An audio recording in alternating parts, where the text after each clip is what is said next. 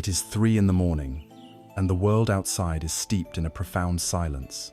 But in this room, for this one person lying with eyes wide open in the dark, there is a war raging. The quiet of the house is a deceptive veil over the storm within the mind, a relentless cascade of thoughts, each one sharper than the last, tumbles through their awareness. A deadline looms at work, its shadow stretching into the weekend. An unpaid bill sits on the counter, a quiet accusation of not being enough. The harsh words of an argument from yesterday echo, replayed and reanalyzed, a wound poked and prodded. Regrets about the past rise like ghosts, whispering of different choices, of paths not taken. And then there are the fears of the future, a vast, formless anxiety about what might happen tomorrow, next week, next year. There is no rest here, there is no peace. There is only the churn, the frantic struggle against the contents of one's own mind. This experience, this quiet desperation in the lonely hours of the night, is not a personal failure. It is a symptom of our age. We have been taught, from our very first steps, to fight. We are told to conquer our challenges, to control our circumstances, to bend the world to our will. We build our lives on the foundation of resistance, constantly pushing against what is, striving for what we think should be. We battle our feelings, we wrestle with our thoughts, and we wage a ceaseless war against the simple, unchangeable reality of the present moment. And the cost of this constant battle is a deep, pervasive spiritual exhaustion. We are tired, we are stretched thin, we feel perpetually on the verge of breaking, wondering why all our effort, all our striving, has not led to the peace we were promised. But there is another way. There is an ancient wisdom, a path that was carved not through fighting, but through understanding. It is a wisdom that looked directly at this human struggle thousands of years ago and diagnosed its root cause, not as a fault in the world, but as a friction in the mind. It does not ask for blind faith or adherence to a dogma. Instead, it offers a set of practical tools, a science of the mind, an art of living that teaches us how to stop fighting. It teaches the art of letting the river of life flow without trying to dam it or divert its course. It guides us toward a different kind of rest, a peace that is not found in the fleeting oblivion of sleep, but in a state of profound wakeful release. It is the path of learning to sleep, not in a bed, but in a state of mindful surrender, finding stillness even as the storms of life continue to blow. This is the journey we are about to embark upon. The journey inward, the path to the quiet center, does not begin by pretending there is no noise. It begins by listening to it. It begins with the courage to turn our attention to the very thing we spend most of our lives trying to avoid, to medicate, or to drown out with distraction. It begins with a single word, from an ancient language, a word that is often translated simply as suffering, but its meaning is far richer, far more nuanced, and infinitely more compassionate than that. The word is dukkha. To understand dukkha is the first step toward freedom. It is not a pessimistic declaration that life is miserable. It is a profound medical diagnosis of the human condition. It is like a doctor with a gentle and knowing hand, finally putting a name to the ache you have felt for so long, the ache you thought was yours alone. Dukkha is not just the searing pain of tragedy, but also the subtle, persistent hum of dissatisfaction that runs beneath the surface of even our happiest days. It is the feeling that something is slightly out of tune, the slight friction of existence, the sense that things are never quite, completely, perfectly right.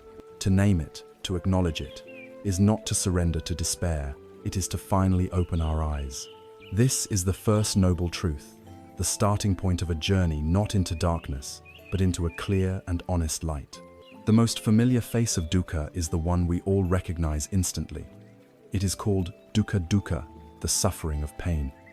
This is the raw, undeniable hardship of life. It is the sharp pain of a migraine, the chronic ache in a joint, the weakness of a body succumbing to illness. It is the process of aging, of watching our own physical form change and decline in ways we cannot control. It is the grief that tears through us when we lose someone we love, a hollow space that feels as if it will never be filled. It is the sting of betrayal, the loneliness of being misunderstood, the shame of failure. It is the visceral, gut-level pain that makes us want to curl into a ball and wish the world away. Our entire life is a series of strategies designed to avoid this raw form of dukkha. We build walls around our hearts to avoid being hurt. We chase health and youth to deny the reality of decay. We accumulate possessions and achievements to distract from the gnawing emptiness we sometimes feel. But the truth is, no life is exempt from this form of suffering. To be born into a human body is to be vulnerable to sickness. To love is to be vulnerable to loss. To have a mind is to be vulnerable to sadness and fear. The first step in the Buddhist path is not to find a magical way to eliminate this pain, but simply to stop running from it. To allow ourselves to acknowledge, just for a moment, that yes, this hurts. To meet our own pain with a flicker of recognition, without adding a second layer of judgment or fear on top of it. The second form of dukkha is more subtle, more treacherous, because it hides within the very moments we cherish the most. It is called viparinama dukkha, the suffering of change. This is the anxiety woven into the fabric of all our pleasures. Think of the most perfect vacation you have ever had. The sun is warm, the company is perfect, the food is delicious, and yet, somewhere in the back of your mind, a tiny voice whispers, "This will end. In 3 days, it will be over." That whisper, that subtle clenching against the inevitable end of a good thing, is viparinama dukkha.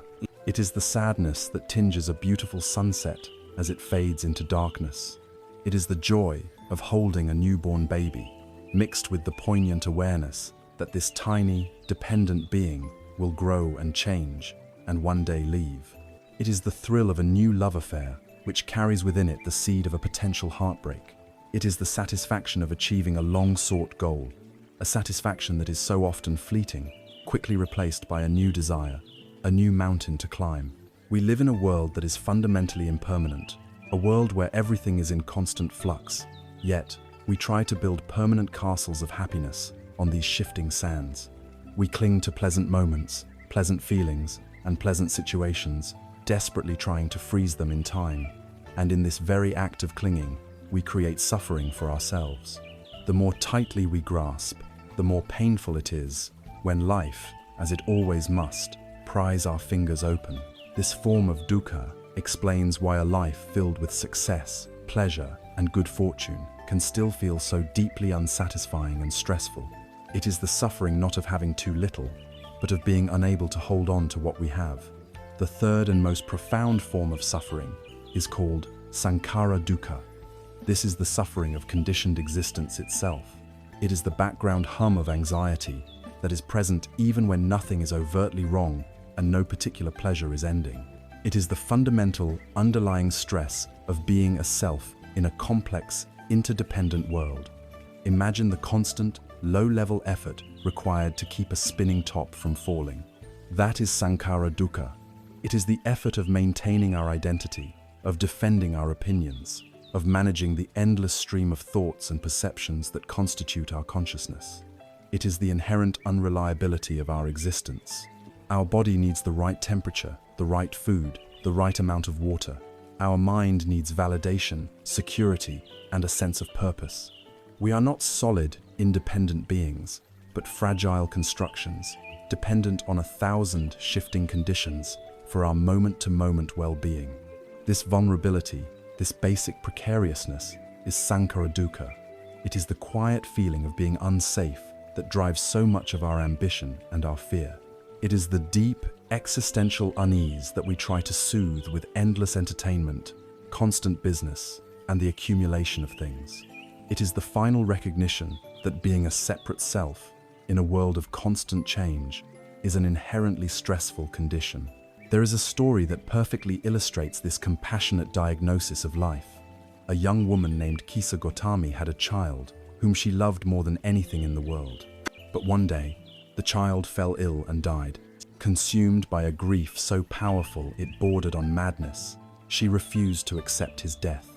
She picked up his small body and carried it from person to person, from house to house, desperately begging for a medicine that could bring him back. Some people mocked her, others turned away in pity, but no one could help. Finally, a wise man saw her anguish and directed her to the Buddha. She laid her child at the Buddha's feet and pleaded, "Can you give me a medicine to cure my boy?" The The Buddha looked at her with infinite compassion and said, "I can, but first, you must do one thing for me. Go into the village and bring me back a single mustard seed from a house where no one has ever died." Filled with a frantic hope, Kisa Gautami rushed into the village. At the first house, she asked, "Can you spare me a mustard seed? The Buddha needs it to make a medicine for my son." The woman of the house was happy to help, but when Kisa Gautami added, "It must be from a house where no one has ever died," the woman's face fell. "Oh, dear one," she said, "the living are few, but the dead are many. We lost our father here just last year." Kisa Gautami went to the next house, and the next, and the next. The story was always the same. One had lost a husband, another a daughter, another a parent. Every single home was marked by loss. As the day wore on, and she walked from door to door, the frantic energy began to leave her. Her personal, unique, unbearable grief began to transform. She realized that her pain was not hers alone. It was the shared inheritance of all humanity. Every person she met carried the same wound. With this profound realization, her heart, once clenched tight around her own sorrow, began to open. She took her child to the forest, laid him to rest, and returned to the Buddha, no longer asking for a medicine for her son, but for a teaching for herself. She had understood the first noble truth. She had seen dukkha not as a personal curse, but as a universal condition of life. This is the first great gift of this path. The acknowledgement of dukkha is not a morbid obsession with pain. It is an act of supreme kindness to ourselves. It is the moment we stop pretending, stop fighting, and stop feeling ashamed for finding this life difficult. It is the permission to be human. By looking at the nature of our unease with honesty and courage, we join the vast company of all beings who have ever struggled. We are no longer alone in our quiet room at 3 in the morning. We are connected, through this shared experience, to everyone. And now that we have had the courage to look at this fundamental truth, to name this unease, the next question arises with undeniable clarity. Where does it come from? What is the mechanism that creates this friction, this subtle and profound suffering in our lives? Having looked with courage at the existence of dukkha, this fundamental dissatisfaction in our lives, we naturally arrive at a critical question. If this unease is a sickness, then what is its cause? If we can understand the origin of our suffering, we can begin to find the cure. The wisdom of this ancient path offers an answer that is at once simple, profound, and radically empowering. The source of our deepest suffering is not what happens to us. It is what we do with what happens to us. It is born from a reaction, a resistance, a story we tell ourselves in the moment of impact. This is explained in a powerful teaching known as the parable of the second arrow. Imagine you are walking through a forest, and suddenly, an arrow flies from the trees and strikes you in the arm. The physical wound, the immediate, sharp sensation of pain, is undeniable. This is the first arrow. In life, these first arrows are unavoidable. They are the sicknesses, the accidents, the losses, the disappointments, and the harsh words that are simply part of the human journey. There is no life lived without encountering these first arrows. The pain they cause is real and must be tended to. But what happens next, in the landscape of the mind, is what truly defines our experience. As you stand there with the arrow in your arm, you begin to think, "Why me? This is terrible. I can't believe this happened. The person who shot this is a monster. My whole day, my whole week is ruined. How will I ever recover from this?" Each one of these thoughts, this cascade of outrage, fear, and self-pity, is a second arrow, and a third, and a fourth. And you are shooting these arrows into yourself. The first arrow causes pain. The second arrow, and all the ones that follow, cause suffering. The first arrow is delivered by the world. The second is a product of our own mind. The first is mandatory, the second is optional. This is one of the most liberating insights one can ever encounter. It means that while we are not always in control of life's events, we have a profound capacity to influence our own suffering. Let us look more closely at the substance of this second arrow. It is not a single thing, but a toxic cocktail of mental reactions. The first ingredient is simple resistance. It is the primal, reflexive no that arises in the face of an unpleasant reality. The car in front of us brakes suddenly, and we think, "No, We receive a difficult diagnosis, and our whole being screams, no. This resistance is a form of friction, a grinding of our will against the unchangeable fact of what is already happening. The second ingredient is judgment. We don't just experience an event, we immediately slap a label on it. This is bad, this is unfair, this shouldn't be happening. This layer of judgment adds a moral and emotional weight to the raw data of the experience, transforming a neutral event into a personal injustice. But the most powerful and venomous ingredient is storytelling. Our minds are magnificent, relentless narrative machines. They do not allow events to remain as simple facts. They must weave them into a grand drama, with ourselves as the main character. A critical email from a manager is not just an email. It becomes a multi-act play titled, "I'm about to be fired and my life is over." A missed phone call from a loved one is not just a missed call. It becomes the opening scene of a tragedy about being abandoned and unloved. These stories, which we project onto the blank screen of reality, are what truly torment us. Consider the simple, modern parable of two people stuck in a traffic jam. Both are in identical situations. The first arrow is the same for both. They are delayed. The first person immediately begins firing second arrows. Their hands grip the steering wheel. Their face flushes with anger. They start muttering about the incompetence of other drivers, the failure of the city planners. They are consumed by the story of how this traffic jam is a personal affront, a disaster that is ruining their day. By the time the traffic clears, they are exhausted, stressed, and their entire mood has been poisoned. The second person, in the car right next to them, also experiences the first arrow. They feel a moment of frustration, of, "Oh, I'm going to be late." But then they take a breath. They acknowledge the reality of the situation. "I am in a traffic jam. I cannot change this right now." They accept the first arrow without firing a second. Perhaps they use the time to listen to a piece of music they love, or to a podcast, or simply to notice the clouds in the sky. When the traffic clears, they drive on, their inner peace largely intact. The external situation was identical. The internal experience, the degree of suffering, was worlds apart. The difference was the second arrow. So why do we do this? Why do we so reliably shoot ourselves with these painful arrows of reaction? The Buddha identified a single root cause, a deep, driving force in the human psyche. The word for it is tanha. It translates as thirst, craving, or clinging. It is the relentless engine of desire that powers our reactions. This thirst manifests in three primary forms. The first is the thirst for sense pleasures, the craving for things that feel, taste, sound, and look good. It's the desire for delicious food, for beautiful sights, for praise, for comfort. When we get these things, we cling to them, terrified of losing them. When we don't get them, we feel a painful lack. This thirst fuels the endless cycle of consumerism and addiction, the hollow promise that one more purchase, one more experience, will finally quench our inner emptiness. The second form is the thirst for being, for existence.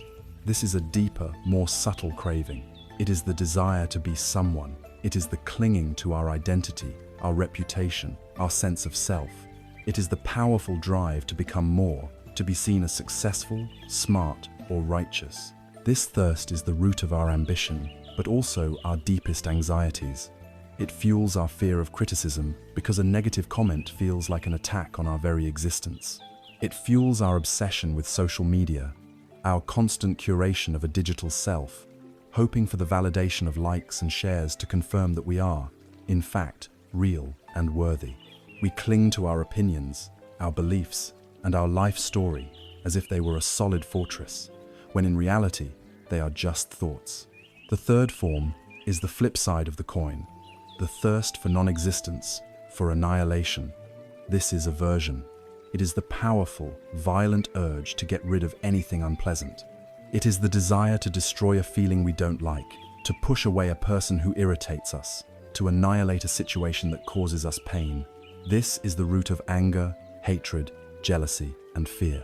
When we feel the pain of a first arrow, this thirst for non-existence is what makes us say no with such force. It is the engine of resistance. We believe that if we can just eliminate the unpleasant thing, we will find peace. But the act of pushing away, of hating, of resisting, is itself a form of intense suffering, a burning fire in the mind. These three thirsts work together to load and fire the second arrow. You feel a pang of loneliness, a first arrow. The thirst for non-existence, aversion, makes you hate the feeling. The thirst for sense pleasure makes you crave distraction, so you scroll endlessly on your phone. The thirst for being makes you create a story about it. There is something wrong with me. I am unlovable. And now, you are not just lonely. You are suffering profoundly, caught in a web woven by your own mind. The beautiful, hopeful truth is this. By seeing this mechanism, we begin to dismantle it. The cause of our suffering is not the world. The cause of our suffering is the reactive, clinging, thirst-driven habit of our own mind. And because the cause is internal, the solution is also internal. We cannot stop the first arrows of life from flying. They are the rain, the wind, the changing seasons of existence. But we can learn, with practice, to not shoot the second arrow. We can learn to feel the sting of the first arrow, and to meet it not with resistance and storytelling, but with a radical acceptance and a gentle, compassionate attention. This is not a passive resignation. It is the beginning of true inner freedom. But to understand why our resistance is so futile, why our clinging is so painful, we must first understand the nature of the reality we are trying to grasp. We must look deeply into the flowing, changing, uncontrollable river of life itself. We have seen that our suffering arises not from life itself, but from our deep-seated resistance to it, a resistance powered by a constant, thirsty craving. We fight against reality, desperately trying to hold on to what is pleasant and violently push away what is unpleasant. But what is the fundamental nature of this reality that we are struggling against with such exhausting effort? To understand the futility of our struggle, we must look deeply into the very texture of existence. The wisdom of this path offers another single, profound word for this texture. The word is anicca. It means impermanence. The recognition of anicca is not a depressing philosophy of decay. It is the discovery of the universal rhythm, the cosmic pulse that beats through every single thing, from the most distant star to the most fleeting thought. It is the realization that life is not a series of static snapshots, but a single, uninterrupted, flowing river. Our suffering comes from trying to build a permanent home on the banks of this ever-moving river, only to be surprised and heartbroken when the currents inevitably wash it away. The path to peace is learning to build a raft instead. Look anywhere in the world around you, and you will see Anicca in its grand, majestic dance. Observe the turning of the seasons. The tender green shoots of spring, full of promise, inevitably swell into the lush, heavy growth of summer. The vibrant life of summer, in its turn, matures and then surrenders to the glorious letting go of autumn, its fiery colors, a final, beautiful exhalation. And autumn, too, must yield to the deep, quiet rest of winter's silence. No season tries to overstay its welcome. Each plays its part and gracefully makes way for the next. This is Anicca. Look at the mountains that seem to be symbols of eternity. Even they are not permanent. Over unimaginable stretches of time, the patient forces of wind and rain are slowly, gently, grinding them down. The coastlines of continents are constantly being redrawn by the patient work of the ocean. The cities we build, which seem so solid and imposing, are in a constant state of flux. Buildings rise, fall, and are replaced. Fashions change, cultures evolve, languages shift. Nothing, absolutely nothing, is exempt from this universal law of change. To see this is to understand that the universe is not a noun, but a verb. It is not a static object, but a dynamic, unfolding process. This universal law is not something that only happens out there in the world of seasons and mountains.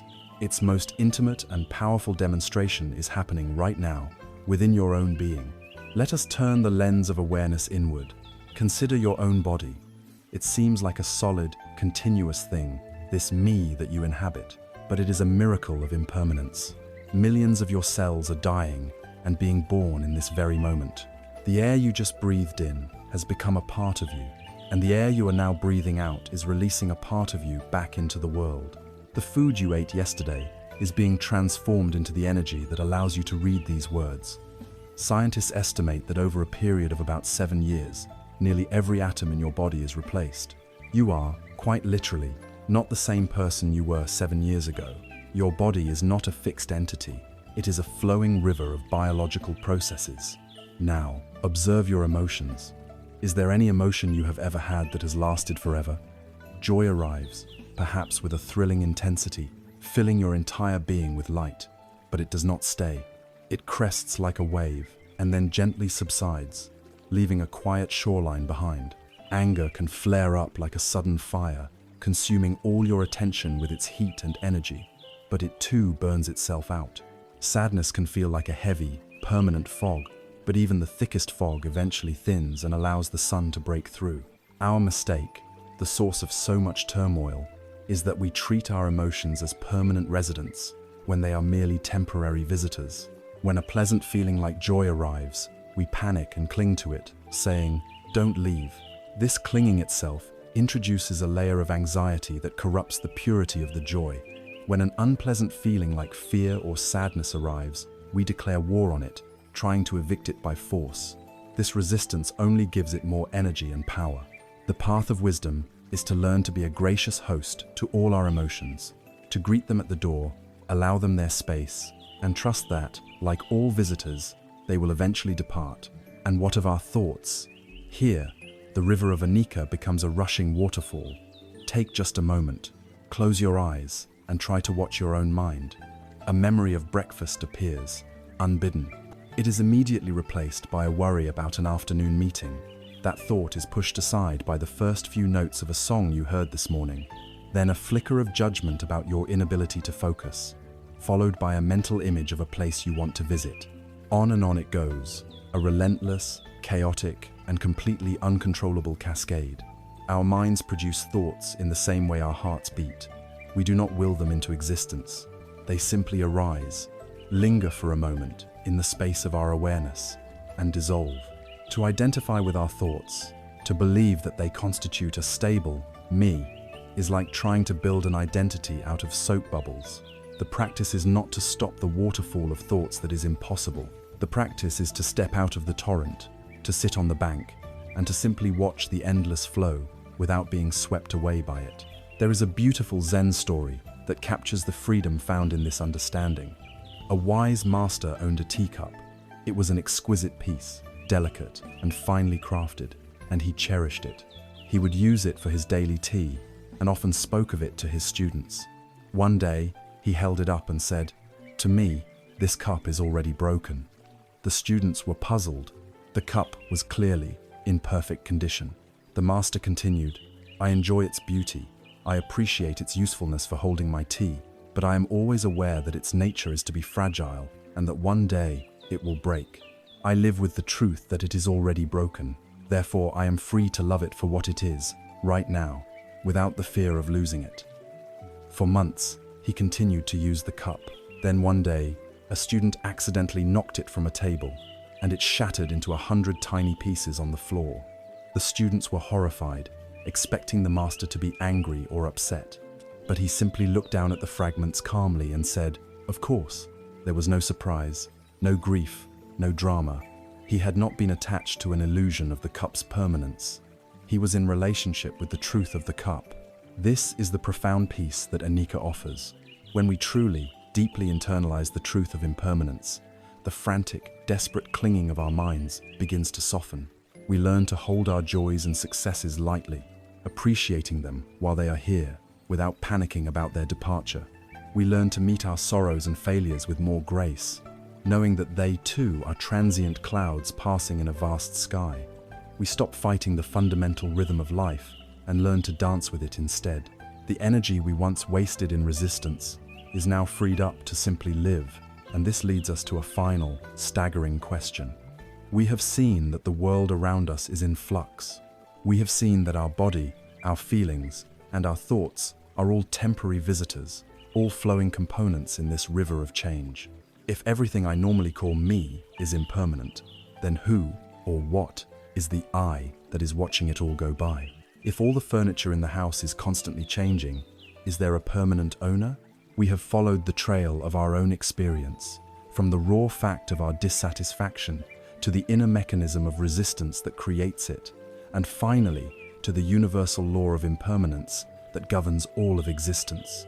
We have seen that everything we can perceive, both outside of us and inside of us, is like a flowing river, a dynamic, ever-changing process. This leads us to the most profound, most personal, and perhaps most unsettling investigation of all. As we stand on the bank of this river of change, watching our thoughts, feelings, and bodily sensations arise and pass away, we must ask the ultimate question: who is the watcher? If everything changes, who is this I that seems to be the stable center of it all? For our entire lives, we have operated on a silent, unquestioned assumption that deep inside the headquarters of our body and mind, there is a CEO, a permanent, continuous self who is in charge. We call it I. It is the hero of our life story, the owner of our experiences, the thinker of our thoughts. The wisdom of this path now asks us to do something radical. It asks us to turn the light of inquiry around and search for this self. And it prepares us for the startling discovery that when we look for it with enough honesty and precision, it cannot be found.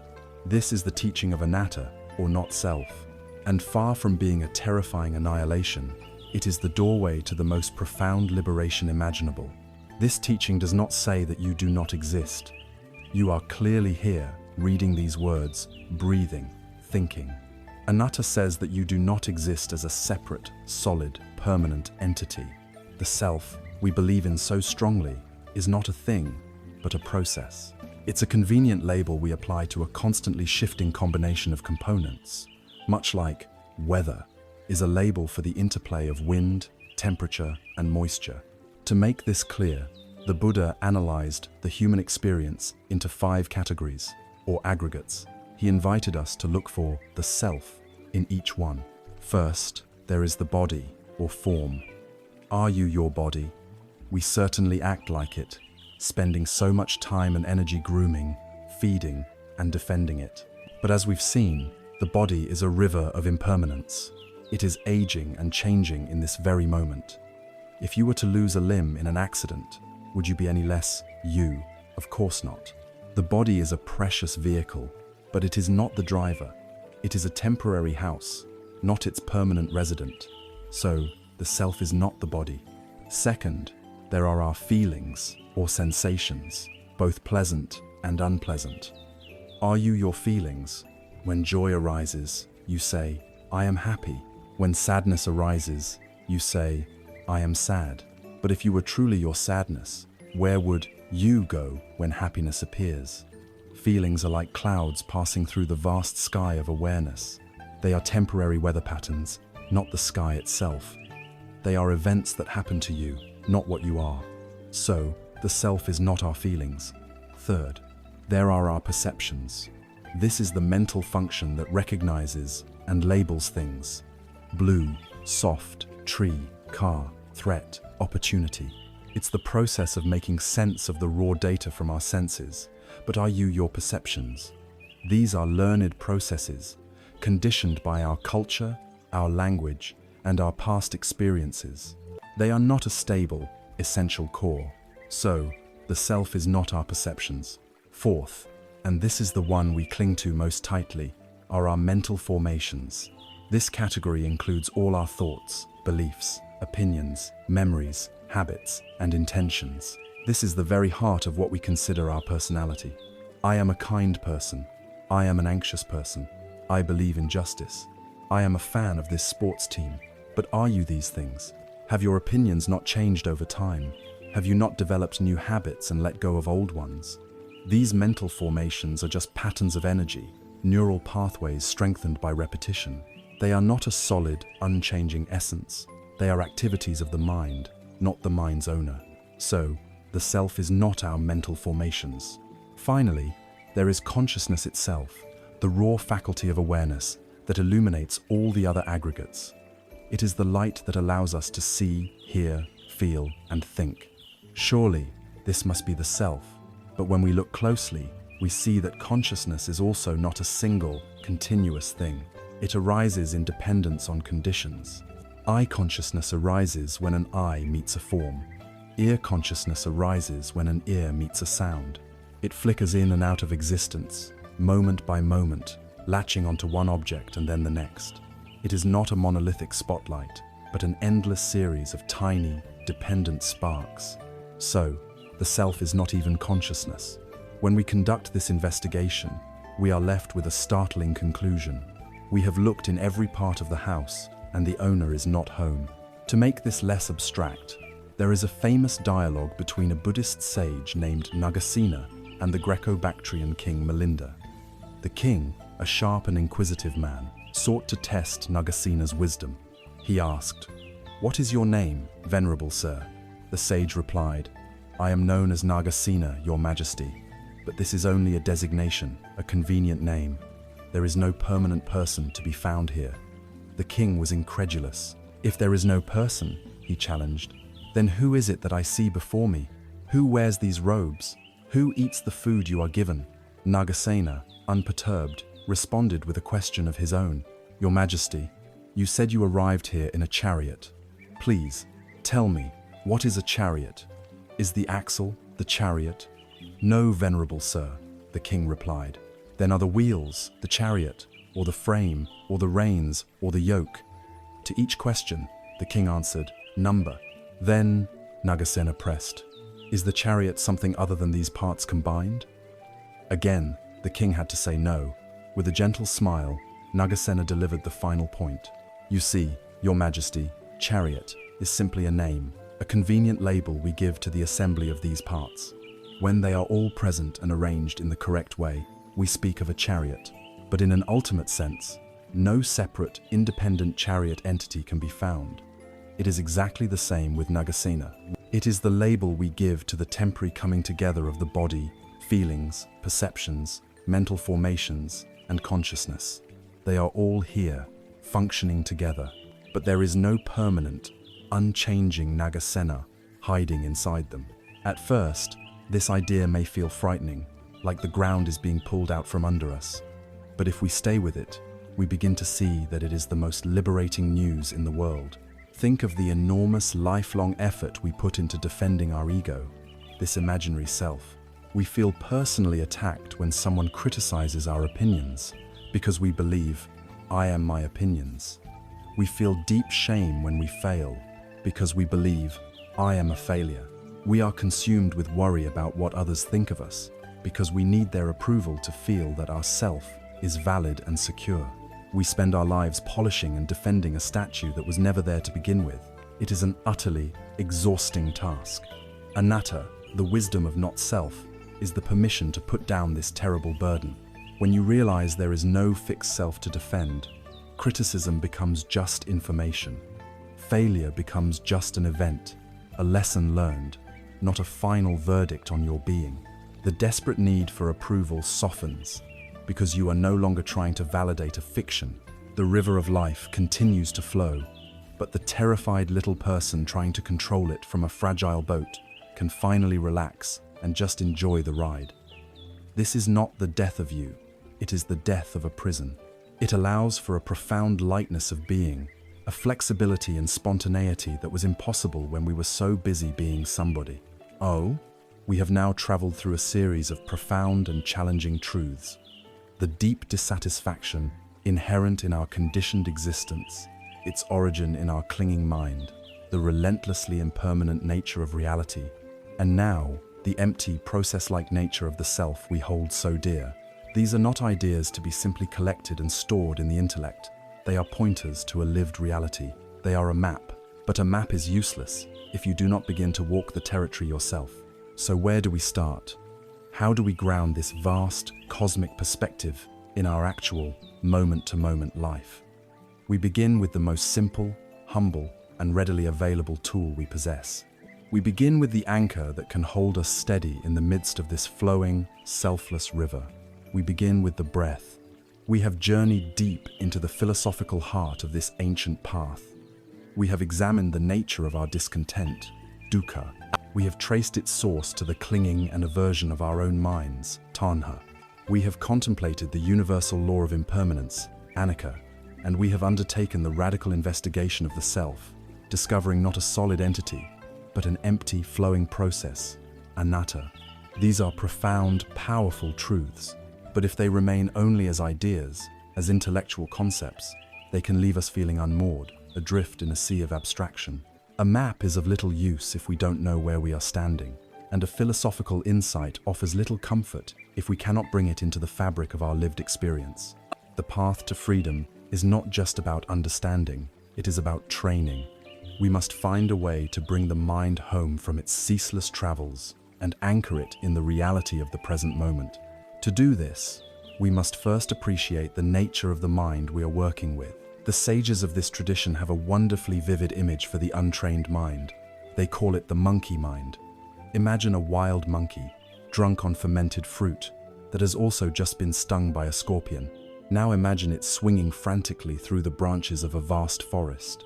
It leaps from a branch of regret about the past to a branch of anxious planning for the future. It grasps a branch of self-criticism, then flings itself toward a branch of distracting fantasy. It never rests. It is never still. It is never simply where it is. This is the state of our minds for most of our waking lives. We are not truly living our experiences. We are thinking about them, judging them, narrating them, and reacting to them. Our bodies may be in one place, but our minds are 1,000 miles away. This constant, frantic swinging is the source of our deep exhaustion. We are tired because we are never truly at rest, never at home in the present moment. To find peace, we must first gently, patiently, begin to train this drunken monkey. We need to give it a post to hold on to, an anchor in the storm. The tradition offers us the most perfect, simple, and readily available anchor imaginable, the breath. The practice is called anapanasati, which simply means mindfulness of breathing. Why the breath? For several profound reasons. Firstly, it is always with us. From the very first cry at birth to the final exhalation at death, the breath is our most constant companion. We do not need any special equipment, any quiet room, or any particular belief to find it. It is here, right now. Secondly, the breath is always in the present moment. You cannot take a breath that is in the past. You cannot take a breath that is in the future. To be aware of your breathing is, by definition, to be aware of this present moment, the only moment where life is actually happening. It is the mind's direct portal to the now. Thirdly, the breath is essentially neutral. Unlike our thoughts and emotions, which are often charged with drama and meaning, the breath is just a simple, physiological process. It provides a calm, stable object for our attention to rest upon. It is the bridge between our conscious and unconscious worlds, an automatic process that we can also consciously influence, a meeting point of body and mind. So let us, for a moment, transform these words into a living experience. There is nowhere to go and nothing to achieve. The only invitation is to be here. Find a posture that embodies both dignity and ease, whether you are sitting on a chair with your feet flat on the floor or on a cushion on the ground. Allow your back to be upright but not stiff, your shoulders to relax, your hands to rest comfortably in your lap. Gently allow your eyes to close, or if you prefer, lower your gaze to a soft focus on the floor in front of you. Now, bring your attention to the simple fact that you are breathing. You don't need to change your breath in any way. You don't need to force it to be deep or slow it down. Simply let the body breathe itself. Your only task is to feel it. To help the monkey mind settle, choose one specific spot where the sensation of the breath is most vivid for you. Perhaps it is the feeling of the air as it passes in and out of your nostrils, a subtle coolness on the in-breath, a slight warmth on the out-breath. Or perhaps you feel the sensations more clearly in the gentle rise and fall of your chest. Or maybe it's in your abdomen, expanding as you breathe in and softening as you breathe out.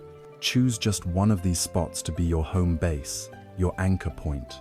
Rest your full, gentle attention there. Feel the entire journey of one single in-breath, from its beginning to its middle to its end. Feel the entire journey of one single out-breath. Now, here is the most important instruction of all. Sooner or later, your mind will wander. It will be distracted by a sound, a physical sensation, a memory, a plan, or a fantasy. This is not a mistake. It is not a sign that you are failing or that you are bad at meditation. It is simply what minds do. This is the nature of the drunken monkey. The practice is not to prevent the mind from wandering. The practice is what you do in the moment. You realize it has wandered. That aha moment, the instant you become aware that you have been lost in thought, that is the moment of mindfulness. In that moment, there is no need for judgment or frustration. Simply acknowledge where the mind has been. Thinking, planning, worrying, and then, with the gentleness you might use to guide a lost puppy back home, gently and kindly escort your attention back to your anchor point, back to the feeling of the breath. Every time you do this, you are strengthening the muscle of mindfulness. The wandering is part of the exercise. The return is the victory, over and over and over again. There is a wonderful story that illustrates this process. Imagine you have a large glass jar filled with water and a thick layer of mud at the bottom. The mud represents your chaotic thoughts, and your goal is to have clear water. In your impatience, you plunge your hands into the jar and try to force the mud down, to grab it and push it to the bottom. But what happens? You only stir it up more, and the water becomes even murkier and more opaque than before. This is what we do when we get angry at our thoughts, when we fight with our own minds, saying, "I must stop thinking." The wise approach is completely different. You simply take the jar of muddy water and place it on a stable, level surface, and you leave it alone. You do nothing. You simply allow it to be. And slowly, naturally, according to the laws of gravity, the particles of mud begin to settle. Bit by bit, the water begins to clear, until finally it is transparent and you can see right through it. Your mind is this jar of muddy water. The practice of resting your attention on the breath is the act of placing the jar down and allowing it to settle. We do not force stillness. We create the conditions for stillness to arise on its own. This practice of anchoring in the breath is our fundamental training. It is the gym where we develop the muscles of attention and compassion. It is not about escaping from the world or achieving a perfect, thought-free state of bliss. It is about learning to find a place of refuge, a center of calm and stability that we can return to at any time, no matter what storms are raging around us or within us. The breath is our sanctuary, our home base, always available in the present moment. But the purpose of this training is not to spend our entire lives sitting on a cushion, admiring the clear water in our jar. The purpose is to learn how to carry this jar with a steady hand. The next step in our journey is to take this quality of mindful awareness that we cultivate in silence and begin to infuse it into every aspect of our daily lives, transforming the mundane into the sacred. With our breath as a steadfast anchor, we have discovered a sanctuary from the turbulent monkey mind, a quiet harbor in the ever-present now. But this harbor is not meant to be a permanent residence. It is a training ground, a place where we cultivate a powerful new capacity. The purpose of anchoring the mind is to allow us to see more clearly, to experience life not through the distorted and noisy filter of our thoughts, but directly as it is. This capacity is called sati, or mindfulness. It is the art of expanding the focused attention we learned with the breath and applying it to every moment of our lives.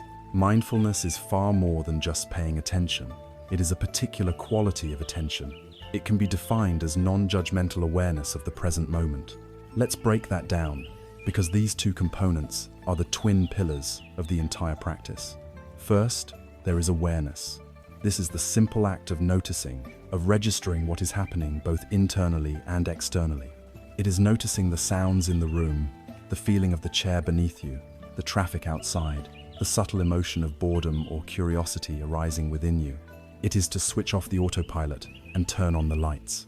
The second component is the revolutionary part, non-judgment. This means observing the stream of experience without immediately labeling it as good or bad, right or wrong, like or dislike. It is to adopt the attitude of a curious, impartial scientist observing data, or a silent gatekeeper at the gates of a city who simply notes everyone who enters and leaves without passing sentence on them. This non-judgmental quality is what infuses the awareness with a sense of peace and acceptance. It stops the chain reaction of the second arrow before it can even begin. For most of our lives, we live in a state of deep hypnosis, a trance of automaticity. Think about your morning routine. Do you remember the sensation of the warm water on your skin in the shower? Or were you already in the board meeting, planning your day? When you drove to work, did you see the trees and the sky? Or did you arrive at the parking lot with no memory of the journey at all? When you ate your lunch, did you taste the flavors and textures of the food? Or did you consume it while scrolling through your phone, the meal disappearing without a trace? This is life on autopilot. We are like ghosts in the machine of our own habits, our bodies going through the motions while our minds are lost in the labyrinth of the past and future. We are absent for the vast majority of our own lives. Mindfulness is the gentle but radical act of breaking this spell. It is the decision to show up, to be present, to fully inhabit our own skin and participate in our own existence.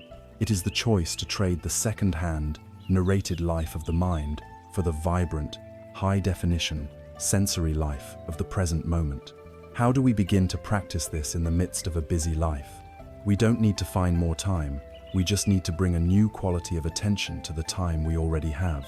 We can use everyday activities as bells of mindfulness, calling us home to the present. Let's start with something simple, like drinking a cup of tea or coffee. Instead of gulping it down while doing 5 other things, try this. First, just hold the mug. Feel its weight and its warmth in your hands. Look at the liquid. Notice its color, the steam rising from it. Now, bring it to your nose and inhale the aroma. Let it be the most important scent in the world for just a moment. Finally, take the first sip. Don't just swallow it. Let it rest in your mouth for a moment, noticing the taste, the temperature, the texture. Feel it as it travels down into your body. In these simple, deliberate actions, a mundane routine is transformed into a rich, sensory meditation.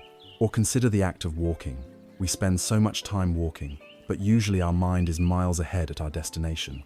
Try, just for 1 minute, to practice mindful walking.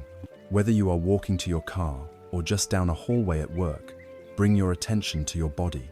Feel the physical sensation of your feet making contact with the ground, the heel, the arch, the toes. Notice the subtle shifting of weight, the movement in your legs and hips. Feel the air on your skin.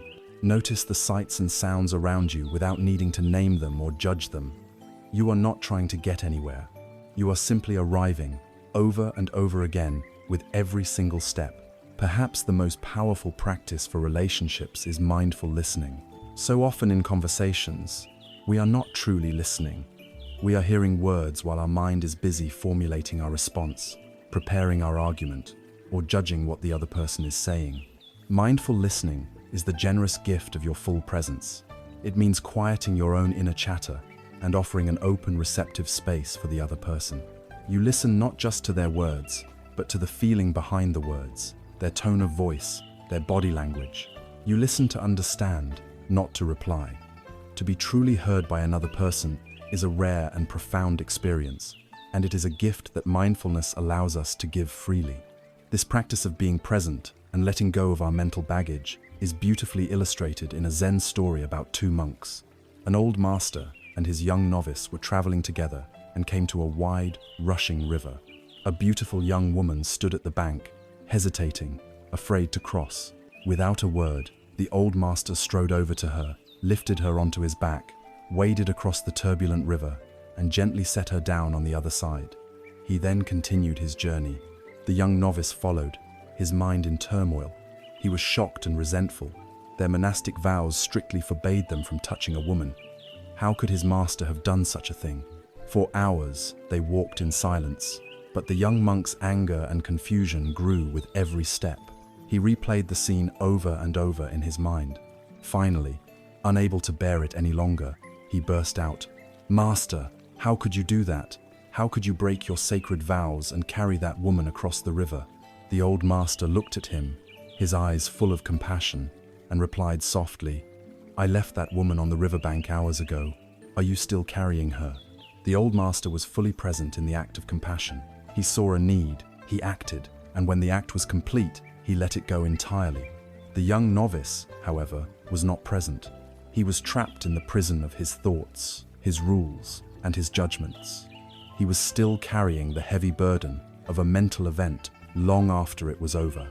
Mindfulness is the practice of learning how to leave things on the riverbank. Bringing this quality of sati, this silent, non-judgmental awareness, into our lives is not about adding another chore to our to-do list.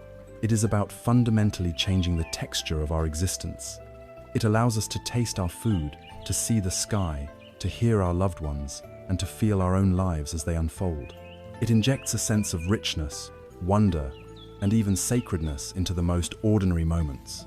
It is the gentle, persistent, and courageous act of showing up for the one life we have. This practice, both formally with the breath and informally in our daily activities, is a powerful and essential skill, but it is one part of a larger, comprehensive framework for liberation. It is a single, vital instrument in a grand orchestra. Now that we have learned how to anchor ourselves and observe reality with clarity, it is time to look at the complete map that the Buddha provided for the journey from suffering to peace. We have now journeyed into the very heart of our own experience. We have learned to anchor ourselves in the present moment with the breath, and from that place of stability, we have begun to observe our lives with a new quality of mindful awareness. We are learning to watch the river of life without being swept away by it. But to navigate any vast territory, we need more than just the ability to stand still. We need a map. A reliable map shows us where we are, where we want to go, and the clearest path to get there. In this ancient tradition, such a map exists. It is the very first teaching the Buddha gave after his own enlightenment, and it forms the foundational structure for the entire path to freedom. This framework is known as the Four Noble Truths.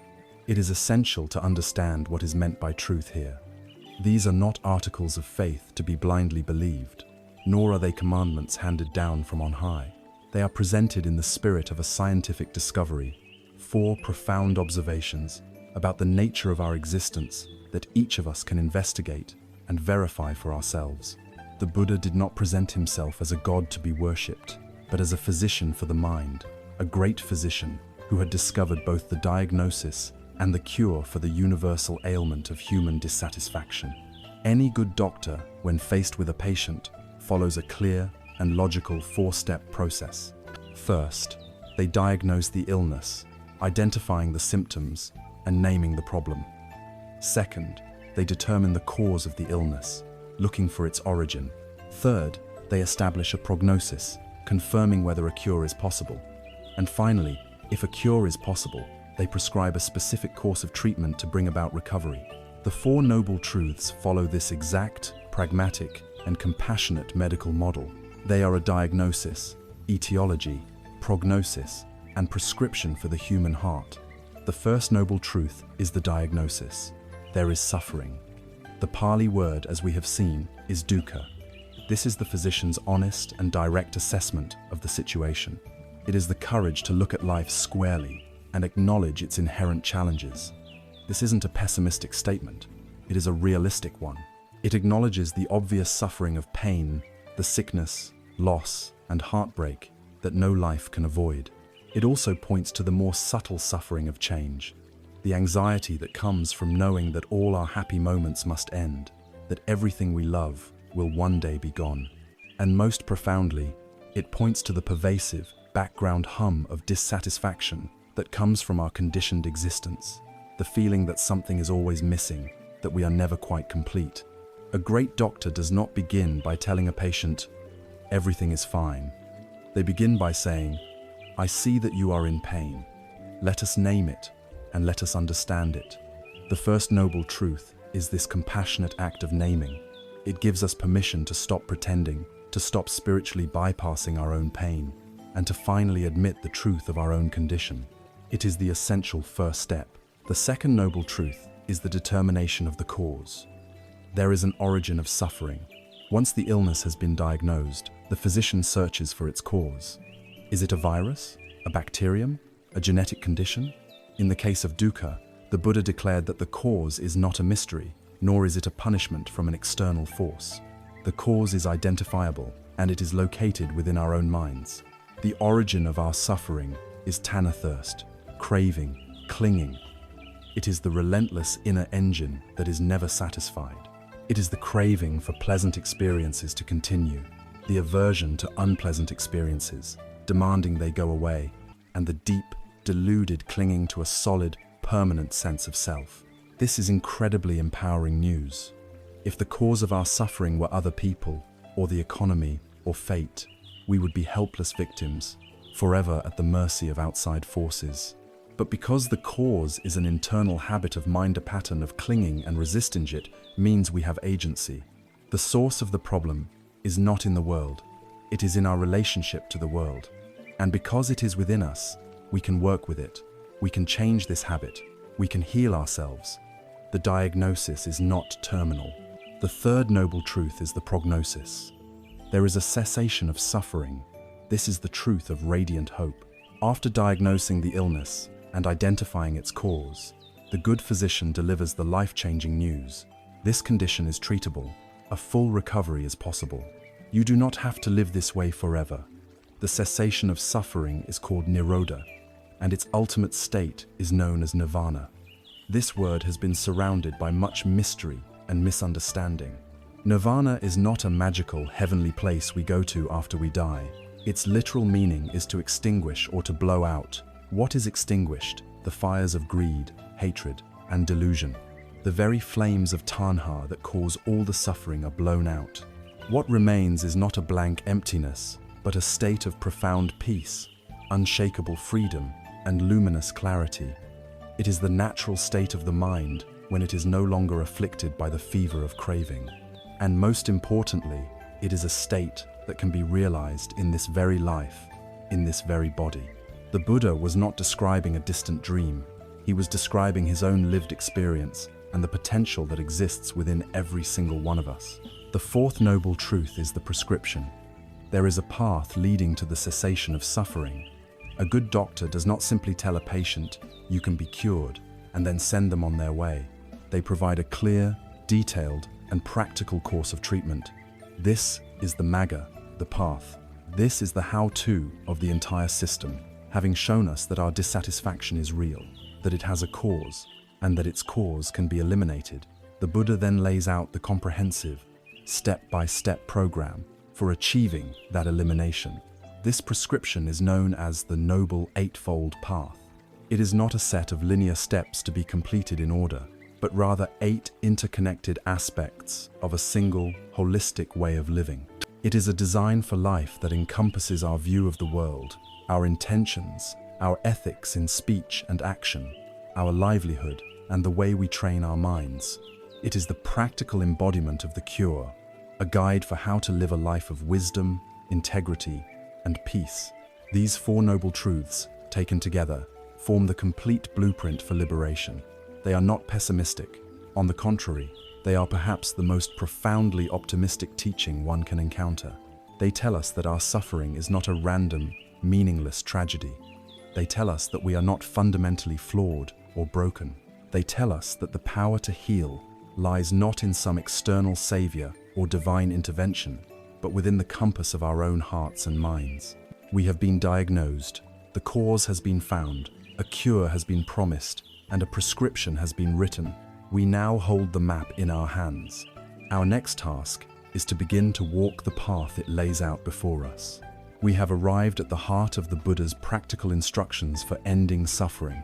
We have the diagnosis, the cause, and the prognosis. Now, we open the prescription. This prescription is the 4th noble truth, the path itself, known as the Noble Eightfold Path. When we first hear this, it can sound like a daunting list of rules to follow, a steep mountain to climb. But it is more helpful to see it not as a rigid sequence of steps, but as a beautiful and holistic design for living a life of clarity, integrity, and peace. The Pali word used for each factor is samma, which is often translated as right, but a more nuanced translation might be wise, skillful, or wholesome. It implies an alignment with reality, a way of living that is in harmony with the way things are, rather than in conflict with them. Imagine you are trying to create a strong rope. A single strand of twine might be weak and easily broken, but if you take 8 strands and weave them together, they create a cord of incredible strength, a rope that can pull you out of the deepest abyss. The Eightfold Path is this rope. Its 8 components are not meant to be practiced one after another. They are to be cultivated simultaneously, each one supporting and strengthening all the others. These 8 strands are traditionally grouped into 3 sections: wisdom, ethical conduct, and mental discipline. Together, they form a complete and integrated program for transforming our lives from the inside out. The journey begins with the cultivation of wisdom, or prajna. This is the compass that sets the direction for the entire path. Without wisdom, our efforts can be misguided, like a powerful ship sailing without a rudder. The first strand in this section is right view.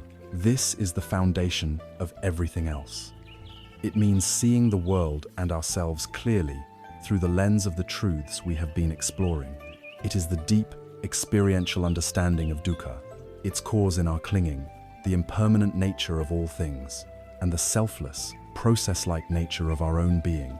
It is about trading our distorted, egocentric map of the world for one that accurately reflects the territory. Right view is not a blind belief, but an evolving understanding that deepens as we walk the path. The second strand of wisdom is right intention, sometimes called right thought or right resolve. Once our view begins to clear, we must consciously align the motivations of our heart. Right intention is the practice of examining the energy behind our thoughts and actions. It involves the intentional cultivation of 3 wholesome qualities. First, the intention of renunciation, which means the willingness to let go of our obsessive clinging, our addiction to pleasure, and our grasping for security. Second, the intention of goodwill or loving kindness, which is the conscious choice to abandon anger, hatred, and ill will, and to instead cultivate a genuine wish for the happiness and well-being of all beings, including ourselves. Third, the intention of harmlessness or compassion, which is the resolve to refrain from cruelty in thought, word, and deed, and to respond to the suffering of the world with an open and caring heart. Right intention is like setting the destination on our inner GPS. It orients our entire being toward freedom and kindness. The next section of the path is ethical conduct, or sila. This is where our inner wisdom and intention become manifest in the world. It is the practice of living in a way that causes no harm to ourselves or others, creating a life of integrity that is the necessary foundation for deep peace. The third strand of the path is right speech. Our words have immense power to create connection or division, to heal or to harm. Right speech invites us to become mindful of what we say, cultivating 4 habits: abstaining from lying and speaking only what is true, abstaining from slanderous or divisive speech, and instead speaking in ways that promote harmony, abstaining from harsh, abusive, or angry language, and instead speaking with kindness and gentleness, and abstaining from idle chatter and gossip, instead using our words in a way that is purposeful and beneficial. The fourth strand is right action. This governs our physical behaviors. It is the commitment to live in a way that respects the lives and property of others. It traditionally involves 3 abstentions: refraining from killing or intentionally harming any living creature, refraining from stealing or taking that which is not freely given, and refraining from sexual misconduct, which means avoiding any sexual behavior that involves exploitation, harm, or deceit. At its heart, right action is the embodiment of compassion, a recognition that our actions have consequences that ripple out into the world. The fifth strand is right livelihood. This extends our ethical framework into the sphere of our work, how we spend the majority of our waking hours. It encourages us to find a way to support ourselves that is not in conflict with our values. This means avoiding professions that are built on causing harm, such as trading in weapons, dealing in human beings, or selling intoxicants that cloud the mind. It means avoiding work based on deception or exploitation.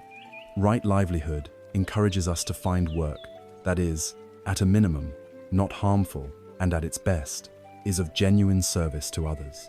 To live with a clear conscience about how we earn our living removes a great source of inner conflict and stress. The final section of the path is mental discipline, or samadhi. This is the inner training, the mental cultivation that gives us the strength and clarity to live out the first two sections. The sixth strand is right effort. This is not a grim, white-knuckled struggle, but a joyful and balanced application of energy. It is the intelligent art of cultivating a healthy mind. It has four aspects: the effort to prevent unwholesome states like anger or jealousy from arising, the effort to abandon them if they have already arisen, the effort to cultivate new wholesome states like patience and generosity, and the effort to maintain and develop the wholesome states that are already present. It is the work of being a wise gardener of our own heart. The seventh strand is right mindfulness, or samasati, the very quality we have already explored in depth. It is the heart that pumps blood through the entire body of the path. It is the moment-to-moment, non-judgmental awareness of our body, our feelings, our mind, and the world around us. Right mindfulness is what allows us to know if our view is clear, if our intention is pure, if our speech is kind, and if our effort is balanced. It oversees and illuminates all the other path factors. Finally, the eighth strand is right concentration. This is the fruit that grows from the sustained practice of right effort and right mindfulness. It is the ability to collect the scattered energies of the mind and unify them, allowing the mind to become calm, stable, and clear. While mindfulness is a broad, open awareness, concentration is the ability to place the mind on a single object and have it remain there without distraction. This deep stillness, cultivated in meditation, is the launching pad for the deepest insights into the nature of reality, the state from which wisdom can truly dawn. These 8 strands weave together to create a single powerful path. A life of ethical conduct, sila, reduces guilt and remorse, which makes it much easier to calm and concentrate the mind, samadhi. A calm and concentrated mind is the tool that allows us to see reality clearly, developing wisdom, prajna. And as our wisdom deepens, our desire to live ethically and to train our minds becomes more natural and effortless.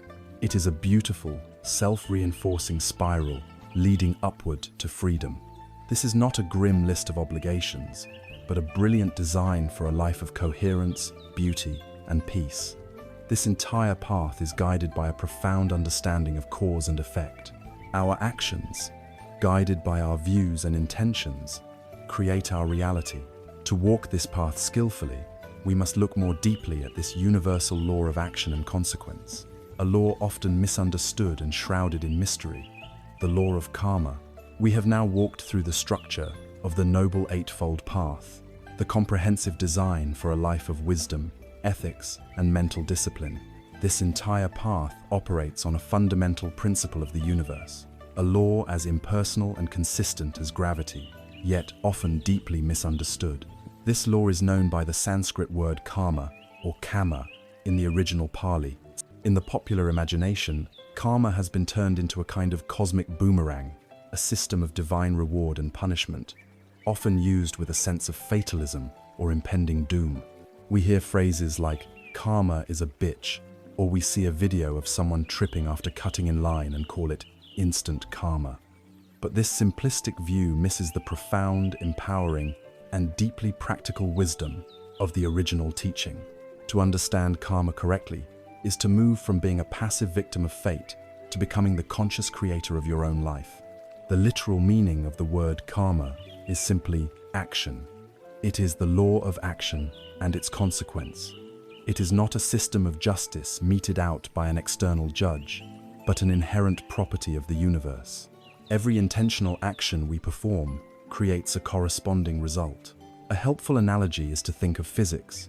For every action, there is an equal and opposite reaction. Karma is the psychological equivalent of this law. Wholesome actions, born of kindness, clarity, and generosity, naturally lead to wholesome, peaceful, and pleasant results. Unwholesome actions, born of greed, hatred, and confusion, naturally lead to unwholesome, painful, and difficult results.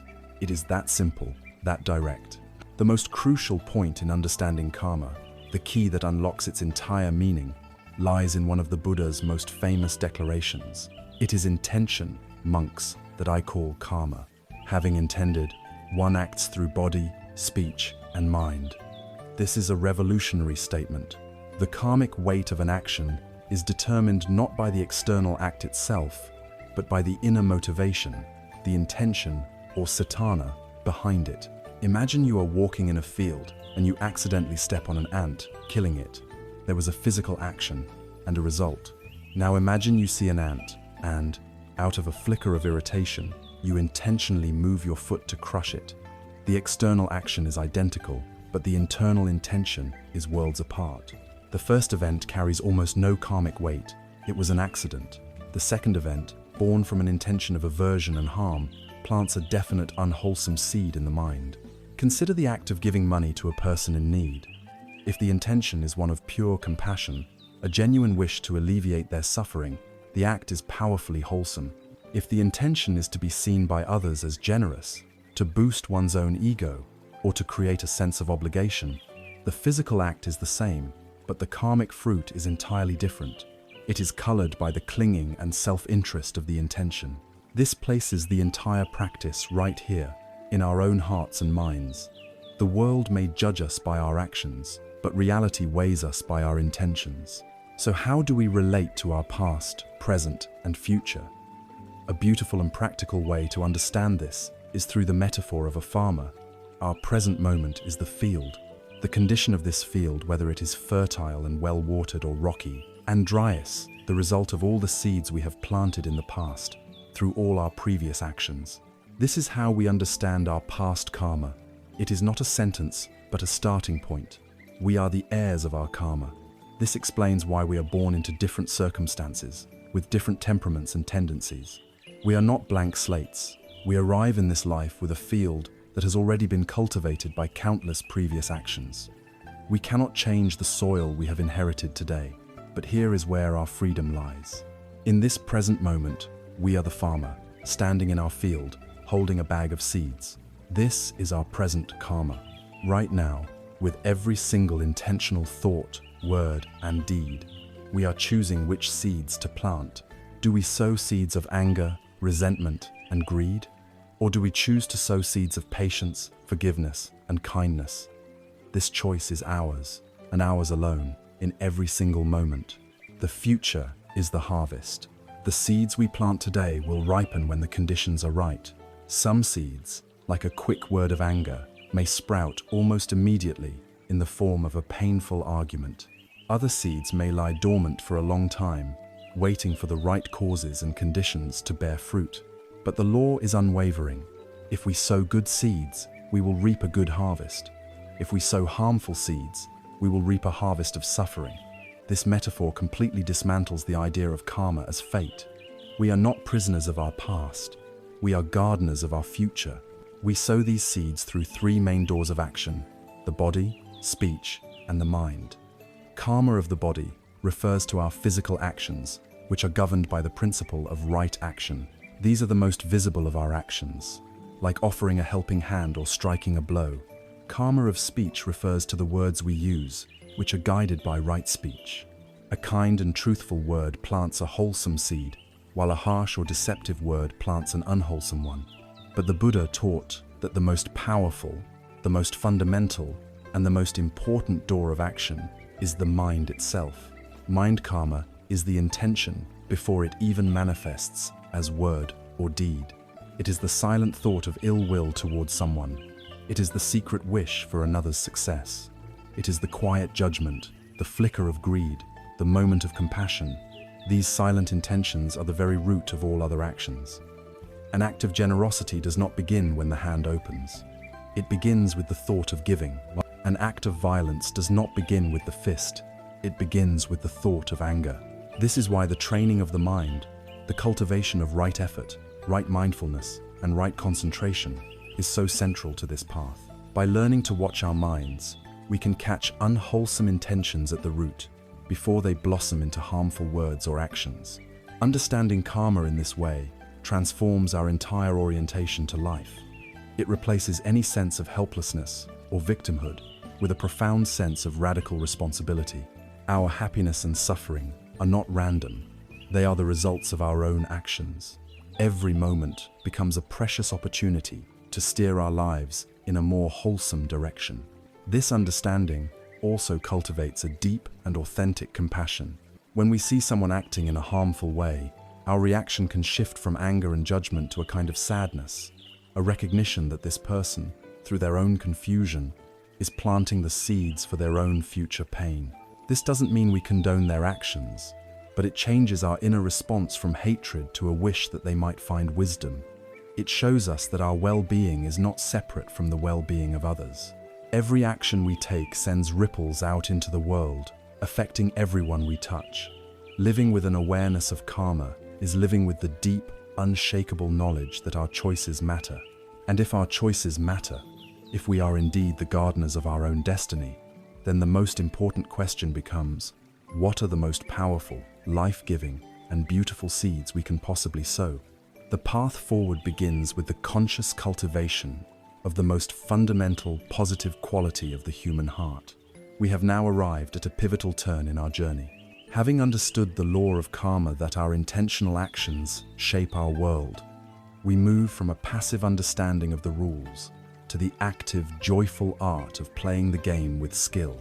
We are the gardeners of our own existence, and the most fundamental question becomes, what are the most powerful, life-giving, and wholesome seeds we can choose to plant? The entire path to awakening can be seen as a cultivation of positive mental states, and the soil in which all other virtues grow. The sunlight that nourishes the entire garden of the heart is the quality of metta. Metta is a word from the Pali language that is often translated as loving kindness. But this translation can be misleading if we associate it with the sentimental, conditional, and often possessive love that our culture so often speaks of. Metta is not romantic love. It is not a love that says, I love you because you make me feel good, or I love you as long as you meet my needs. Metta is something far more radical, stable, and boundless. It is a universal, unconditional goodwill. It is a warm, friendly, and benevolent attitude toward all living beings, without exception. It is the simple, sincere, and powerful wish for all beings to be happy and free from suffering. Imagine the sun. The sun does not choose who to shine upon. It doesn't shine only on the good people, the beautiful flowers, or the peaceful valleys. It shines equally on the saint and the sinner, the rose and the thorn, the palace and the prison. Metta is like this inner sun. It is a warmth that we cultivate in our own hearts that can radiate outward in all directions, offering light and warmth without discrimination and without asking for anything in return. In a world that often teaches us to be guarded, cynical, and fearful, the practice of metta is a revolutionary act of healing. It is the systematic method for dissolving the armor around our own hearts. The practice of cultivating metta, known as metta bhavana, begins in a place that may seem surprising to many of us. It begins with ourselves. In our society, we are often taught that focusing on ourselves is selfish or narcissistic. We are told to put others first, and our inner critic is often our loudest and most relentless voice. We find it far easier to wish happiness for a friend or even a stranger than to offer that same kindness to ourselves. But the wisdom of this path understands a simple truth. You cannot pour from an empty cup. If our own heart is a desert of self-criticism, judgment, and neglect, what water can we possibly offer to a thirsty world? Any kindness we show to others will be strained, conditional, and quickly exhausted. True, sustainable love for others must be built upon a foundation of genuine friendship with oneself. This is not selfishness. It is the necessary prerequisite for all authentic compassion. So the practice begins here. Find a quiet moment. Sit in a way that is comfortable and kind to your body. You might even place a hand gently on your heart, a gesture of warmth and friendship. Then, silently, in the privacy of your own mind, you begin to offer phrases of loving kindness to yourself. The traditional phrases are a beautiful guide. May I be happy. May I be healthy and strong. May I be safe from inner and outer harm. May I live with ease. At first, this may feel awkward, mechanical, or even untrue. Your inner critic may shout, "But you're not happy. You don't deserve to be." That is perfectly fine. The practice is not about forcing a particular feeling. It is about planting the seeds of intention. You are not stating a fact. You are making a sincere wish. With gentleness and patience, you simply repeat the phrases, allowing them to wash over you. With time, this simple act begins to soften the hard, critical edges of the mind, creating a small, warm space of acceptance within. This is the act of filling your own cup. Once you have established a baseline of kindness toward yourself, the practice then expands the circle of your heart outward in progressive stages. First, you bring to mind a benefactor or a dear friend. This is someone for whom you feel easy, natural gratitude and affection, a mentor, a beloved family member, a cherished friend, or even a pet. Picture them clearly in your mind's eye, smiling and well. Then, just as you did for yourself, you extend the wishes of metta to them. May you be happy. May you be healthy and strong. May you be safe. May you live with ease. Feel the natural warmth that flows from your heart as you offer these wishes. This stage helps the feeling of metta to blossom effortlessly. Next, you bring to mind a neutral person. This is a crucial step in stretching the heart. Think of someone you see regularly, but have no strong feelings about one way or the other. The person who checks out your groceries, the mail carrier, a colleague you don't know well. You see them as a function, not a full person. In this practice, you bring their face to mind and recognize that this person, just like you, wants to be happy. They have their own hopes, fears, and struggles, and you offer them the same heartfelt wishes. May you be happy. May you be well. This practice begins to dissolve the artificial barriers we create between my people and everyone else, fostering a sense of shared humanity. Then comes the most challenging and transformative stage, offering metta to a difficult person. Gently bring to mind someone with whom you have conflict, someone who has hurt you or whom you dislike. It is important to start with someone who is only mildly difficult, not the source of your deepest trauma. The purpose here is not to condone their harmful actions or to force yourself to like them. The purpose is a profound act of self-liberation. You recognize that this person's harmful actions arise from their own suffering, their own confusion, their own inner poison. Holding on to anger, resentment, and hatred is like drinking poison yourself and expecting the other person to die. It only harms you. So, with as much sincerity as you can muster, you extend the wish. May you also be free from suffering. May you find your own peace. This act begins to release you from the prison of your own resentment. It is a gift you give to yourself. Finally, you let the circle become boundless. You radiate metta in all directions, the front, to the back, to the right, to the left, above and below. You extend it to all beings in your city, your country, and throughout the world. You extend it to all animals, all creatures in the air, on the land and in the water, to all beings seen and unseen, near and far. May all beings everywhere, without exception, be happy. May all beings be peaceful. May all beings be free. In this final stage, the heart transcends all boundaries and recognizes its deep, unconditional connection to the entire web of life. The power of metta is not a gentle, passive sentiment. It is one of the most potent, transformative forces in the universe. There is a powerful story that illustrates this. The Buddha's jealous cousin, Devadatta, conspired to have him killed. He arranged for a notoriously fierce and wild war elephant named Nalagiri to be intoxicated and then unleashed upon the narrow lane where the Buddha was walking. As the elephant charged, trumpeting with rage, people screamed and fled in terror. The Buddha's own followers urged him to run, but he stood his ground, perfectly calm. He did not raise a weapon or a shield. Instead, he turned his full attention to the enraged animal and radiated a powerful, unwavering field of pure, unconditional metta. As the charging elephant entered this palpable field of loving kindness, its rage began to melt away. Its pace slowed, its eyes softened, and it eventually knelt before the Buddha, allowing him to stroke its forehead. The untamable beast was conquered not by force, but by a boundless and fearless heart. This is the seed we are invited to plant in our own hearts. Metta is the direct antidote to the poisons of anger, jealousy, fear, and isolation. It is the practice that softens the world by first softening our own hearts. A mind that is regularly watered with the practice of loving kindness becomes a place where ill will cannot easily take root. It is a profound practice of connection, a declaration that despite all our differences, we are united in our fundamental wish to be happy. And as this open, loving heart becomes more sensitive to the world, it not only wishes for others to be happy, but it also begins to feel more deeply when they are not. It begins to tremble at the sight of their suffering. This responsive quiver of the heart, this natural resonance with the pain of others, is the birthplace of Meta's inseparable twin sister, the profound quality of compassion. As the heart softens and opens through the practice of loving kindness, it becomes exquisitely more sensitive. Like a finely tuned instrument, it begins to resonate with the world around it in a new way. A heart filled with metta, the wish for all beings to be happy, cannot remain indifferent when it encounters the reality that many beings are not. When this radiant goodwill comes into contact with pain, with suffering, with the dukkha of the world, it undergoes a beautiful transformation. It becomes karuna, or compassion. If metta is the gentle warmth of the sun, karuna is the cool, soothing rain that falls on a parched and wounded land.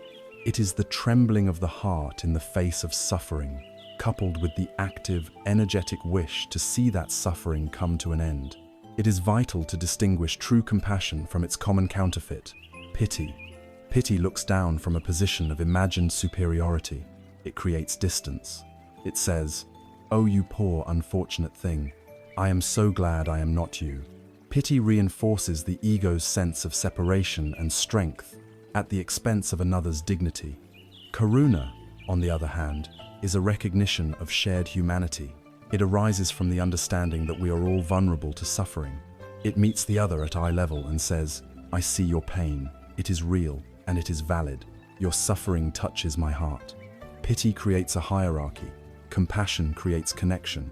It is the brave willingness to step into the circle of suffering with another, offering not judgment or advice, but the simple, powerful gift of presence and solidarity. It is the voice that whispers, "You are not alone in this." Many of us are afraid of compassion. We fear that if we truly open our hearts to the immense suffering of the world, the news reports of war, famine, and injustice, the pain of those in our own communities, the struggles of our loved ones, we will simply be overwhelmed. We worry that we will drown in a sea of sorrow, becoming paralyzed by a helpless despair. This is a valid and understandable fear, and it points to the crucial difference between what is sometimes called idiot compassion and the wise compassion of the path. Idiot compassion, or empathic distress, is when we become so enmeshed in the emotional state of another that we lose our own balance. We feel their anxiety and we become anxious. We feel their grief and we become distraught. In this state, we are of no use to anyone, least of all ourselves. We are drowning alongside them. Wise compassion, or karuna, is different. It is courage rooted in stability. It is the ability to feel the pain of the world without being destroyed by it. Imagine a skilled surgeon operating on a patient. The surgeon must have empathy. They must care deeply about relieving the patient's suffering, but they cannot be overwhelmed by the patient's fear or pain during the operation. They must maintain a cool head, a steady hand, and a clear mind to perform the healing work effectively. Karuna is this powerful combination of a warm, open heart and a clear, stable mind. The stability comes from our practice of mindfulness, our anchor in the breath. The clarity comes from our wisdom, our understanding of impermanence and not self. This allows us to be a comforting presence for those who are suffering without taking their suffering on as our own. It moves us not to paralysis, but to wise and effective action. Like loving kindness, compassion is a quality that can be intentionally cultivated. And, like metta, the practice must begin with ourselves. We are often our own harshest critics, unforgiving of our own mistakes and failures. The practice of self-compassion is learning to treat ourselves with the same kindness and understanding we would offer to a dear friend who is struggling. When you make a mistake, when you are clumsy, when you feel the sting of your own imperfections, instead of launching into a tirade of self-blame, you can pause. You can place a hand on your heart and acknowledge the feeling, "This is a moment of suffering. This hurts." And you can offer yourself a simple wish. "May I be gentle with myself. May I forgive myself. May I learn from this experience." By tending to our own wounds with a compassionate touch, we develop the skill and the courage to tend to the wounds of others. When we turn our compassionate gaze outward, the practice involves looking deeply beyond the surface of a person's actions or situation. When you see someone who is angry, hateful, or cruel, it is easy to react with judgment and condemnation. The practice of karuna invites you to look deeper and ask, what suffering is driving this behavior? What pain, what fear, what confusion is this person acting from? When you see a person in the grip of addiction, you can look past the destructive behavior and see the deep pain they are trying to numb. This doesn't mean condoning harmful actions. It means understanding that all unwholesome actions are rooted in suffering. This perspective, born of wisdom, naturally dissolves anger and replaces it with a heartfelt wish for that person to be free from the inner torment that fuels their actions. Compassion is not a passive feeling. It is a motivation for action. It may manifest as a simple, kind word, a listening ear, a donation to a relief fund, or a lifetime dedicated to service. The scale of the action is irrelevant. What matters is the compassionate intention that inspires it. In the rich tapestry of Buddhist imagery, the supreme embodiment of compassion is the figure known as Avalokiteshvara, the Bodhisattva of compassion. A bodhisattva is a being who has attained the potential for full enlightenment, but makes a great vow to delay their own final peace in order to remain in the world and help all other beings who are still suffering. The legend of Avalokiteshvara tells of a being who, upon witnessing the unimaginable scope of suffering in the universe, felt such profound compassion that his head shattered into 1,000 pieces. The Buddhas, seeing his immense resolve, gave him a new foremoon with 1,000 hands, and in the palm of each hand, an eye. The 1,000 eyes allow him to see all the suffering in every corner of existence, and the 1,000 hands represent the countless skillful and creative ways he can reach out to offer help and relief. His very name means, the one who hears the cries of the world. This powerful archetype is not a deity to be worshipped, but a reflection of the boundless, compassionate potential that lies dormant within every human heart. It is the perfect union of all-seeing wisdom and all-acting compassion. Karuna, then, is the brave and tender response of the heart to the reality of dukkha. It is the refusal to build a fortress of indifference against the pain of the world. It is the force that takes our intellectual understanding of suffering and transforms it into a powerful, living motivation for kindness. It is what connects us at the most fundamental level, reminding us that we are all in this together, fellow travelers navigating the challenges of this human life. We have now explored metta, the wish for all to be happy, and karuna, the wish for all to be free from suffering. Our hearts have learned to open to both the lightness and the darkness of the human experience. But there is another subtle poison that can close the heart. A poison particularly potent in our competitive modern world, the poison of envy. What happens when we see others succeed, when they find the happiness that we wish for them? Can we learn to share in their joy as freely as we are learning to feel their pain? This leads us to the next radiant quality of the awakened heart. We have journeyed with an open heart through the landscapes of human experience. We have learned to cultivate metta, the unconditional wish for all beings to be happy. We have learned to cultivate karuna, the compassionate trembling of the heart that wishes for all beings to be free from suffering. We have opened ourselves to both the light and the shadow. Now we arrive at a quality of heart that can be surprisingly challenging, a virtue that directly confronts one of the most subtle and potent poisons of our modern world, the poison of envy. This virtue is mudita, or sympathetic joy. It is the ability to feel genuine, unadulterated happiness at the success, good fortune, and happiness of others. In a society that is deeply competitive, a culture that constantly urges us to measure our worth against the achievements of others, mudita can feel like a forgotten art. We are conditioned from a young age to see life as a zero-sum game. If someone else gets the promotion, wins the award, or receives the praise, a subtle voice inside us whispers that there is now less for us. We see success as a limited pie, and every piece another person takes is a slice that we have lost. This scarcity mindset is the fertile ground in which the weeds of jealousy and envy grow. Envy is a uniquely painful and isolating emotion. It is a bitter cocktail of resentment towards another and inadequacy within ourselves. It does not harm the person we envy. It only corrodes our own heart, filling it with a quiet acid that dissolves our peace and closes us off from genuine connection. When we are in the grip of envy, the happiness of others feels like a personal failure. This mindset impoverishes us, shrinking our potential for joy down to the narrow, fleeting moments of our own personal triumphs. Mudita is the radical and liberating antidote to this poison. It is the practice of shifting from a scarcity mindset to one of spiritual abundance. Mudita understands that happiness is not a limited commodity. The success of another person does not diminish the world's supply of well-being. It adds to it. The light of another's joy does not cast a shadow on us. It helps to illuminate the entire world. To rejoice in the good fortune of others is to recognize that their happiness contributes to the collective good, and that in itself is a beautiful thing. It is a profound expression of our interconnection, a realization that we are not separate competitors in a race, but fellow travelers whose fortunes are ultimately intertwined. There is a timeless and beautiful metaphor that perfectly captures the spirit of mudita. Imagine a single candle burning brightly in a dark room. With that one flame, you can light 1,000 other candles. And as each new candle begins to glow, does the light of the first candle diminish? Is its flame weakened? Number. In fact, the room becomes exponentially brighter. The original flame has lost nothing and has created a sea of light. Happiness is like this. It never decreases by being shared. When we practice mudita, we are choosing to celebrate the ever-increasing light in the world, rather than jealously guarding our own small flame.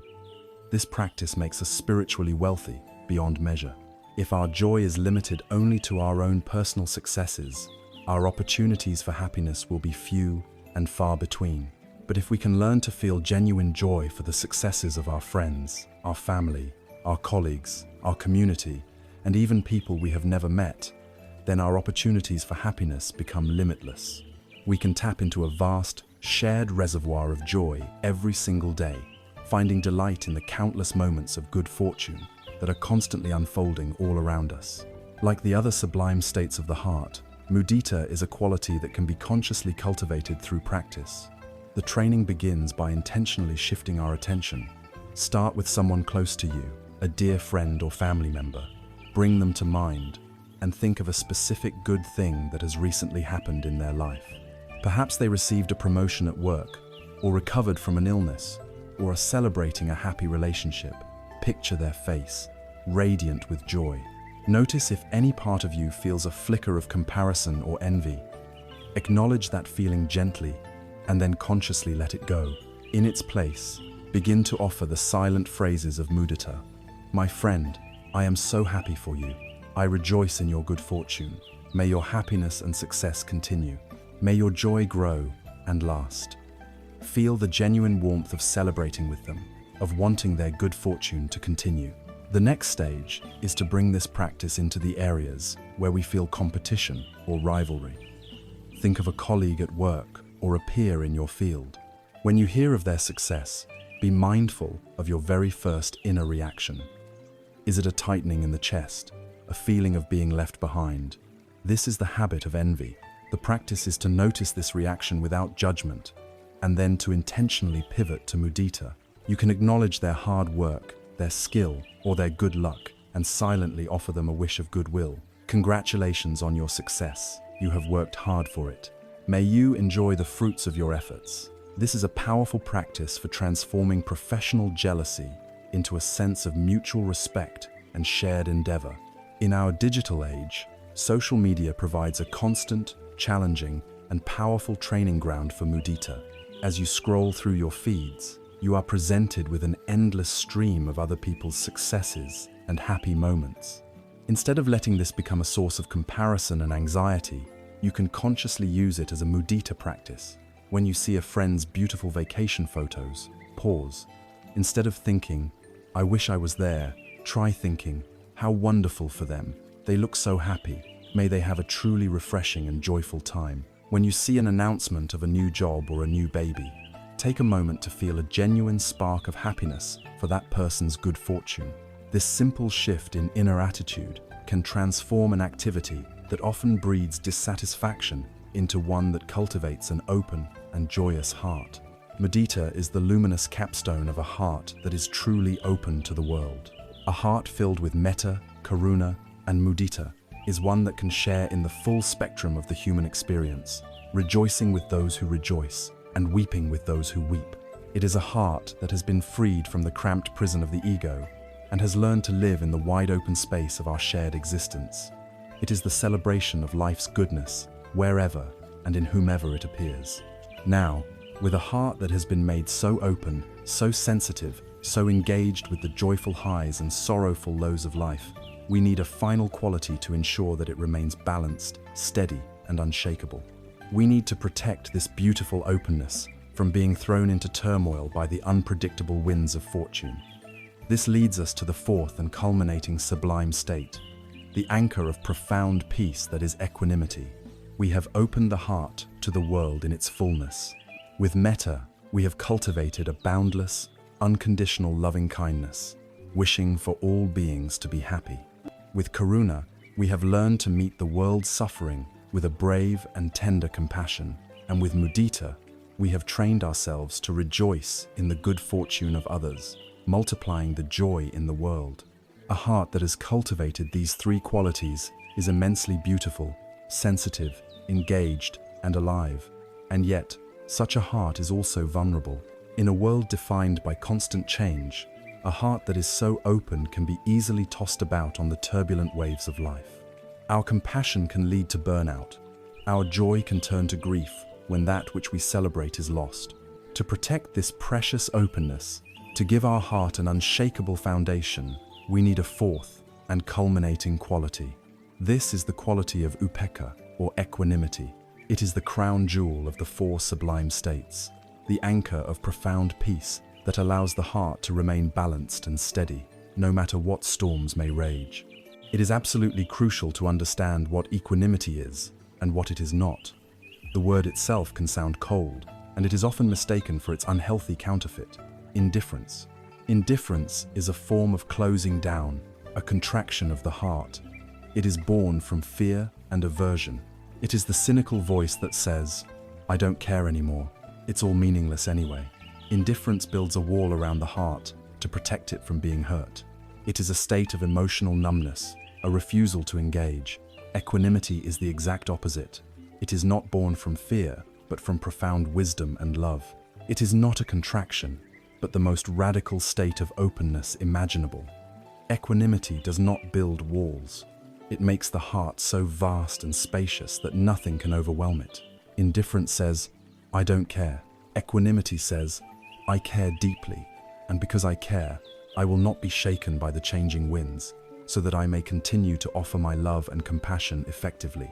Equanimity is born from the deep, visceral understanding of the truths we have already explored, particularly anicca, impermanence, and karma.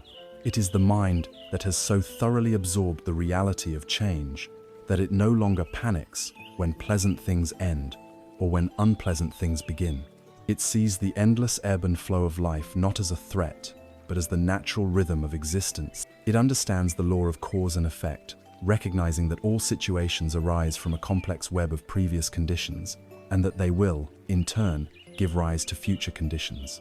This wisdom frees the mind from the need to constantly control, grasp, and resist. Equanimity is the difference between a small puddle of water and the great ocean. A single pebble tossed into a puddle creates violent ripples that disturb the entire body of water, but you can drop a massive boulder into the ocean, and it absorbs the impact with barely a tremor. Its sheer vastness and depth allow it to remain stable.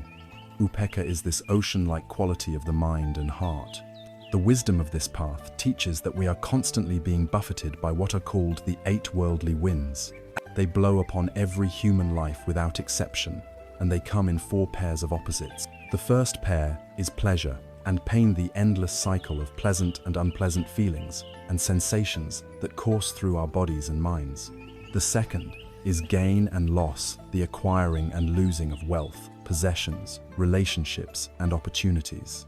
The third is praise and blame, the experience of being approved of, admired, and complimented versus being criticized, judged, and disapproved of. And the fourth pair is fame and disrepute, the joy of having a good reputation and being well known versus the pain of being ignored, forgotten, or spoken of poorly.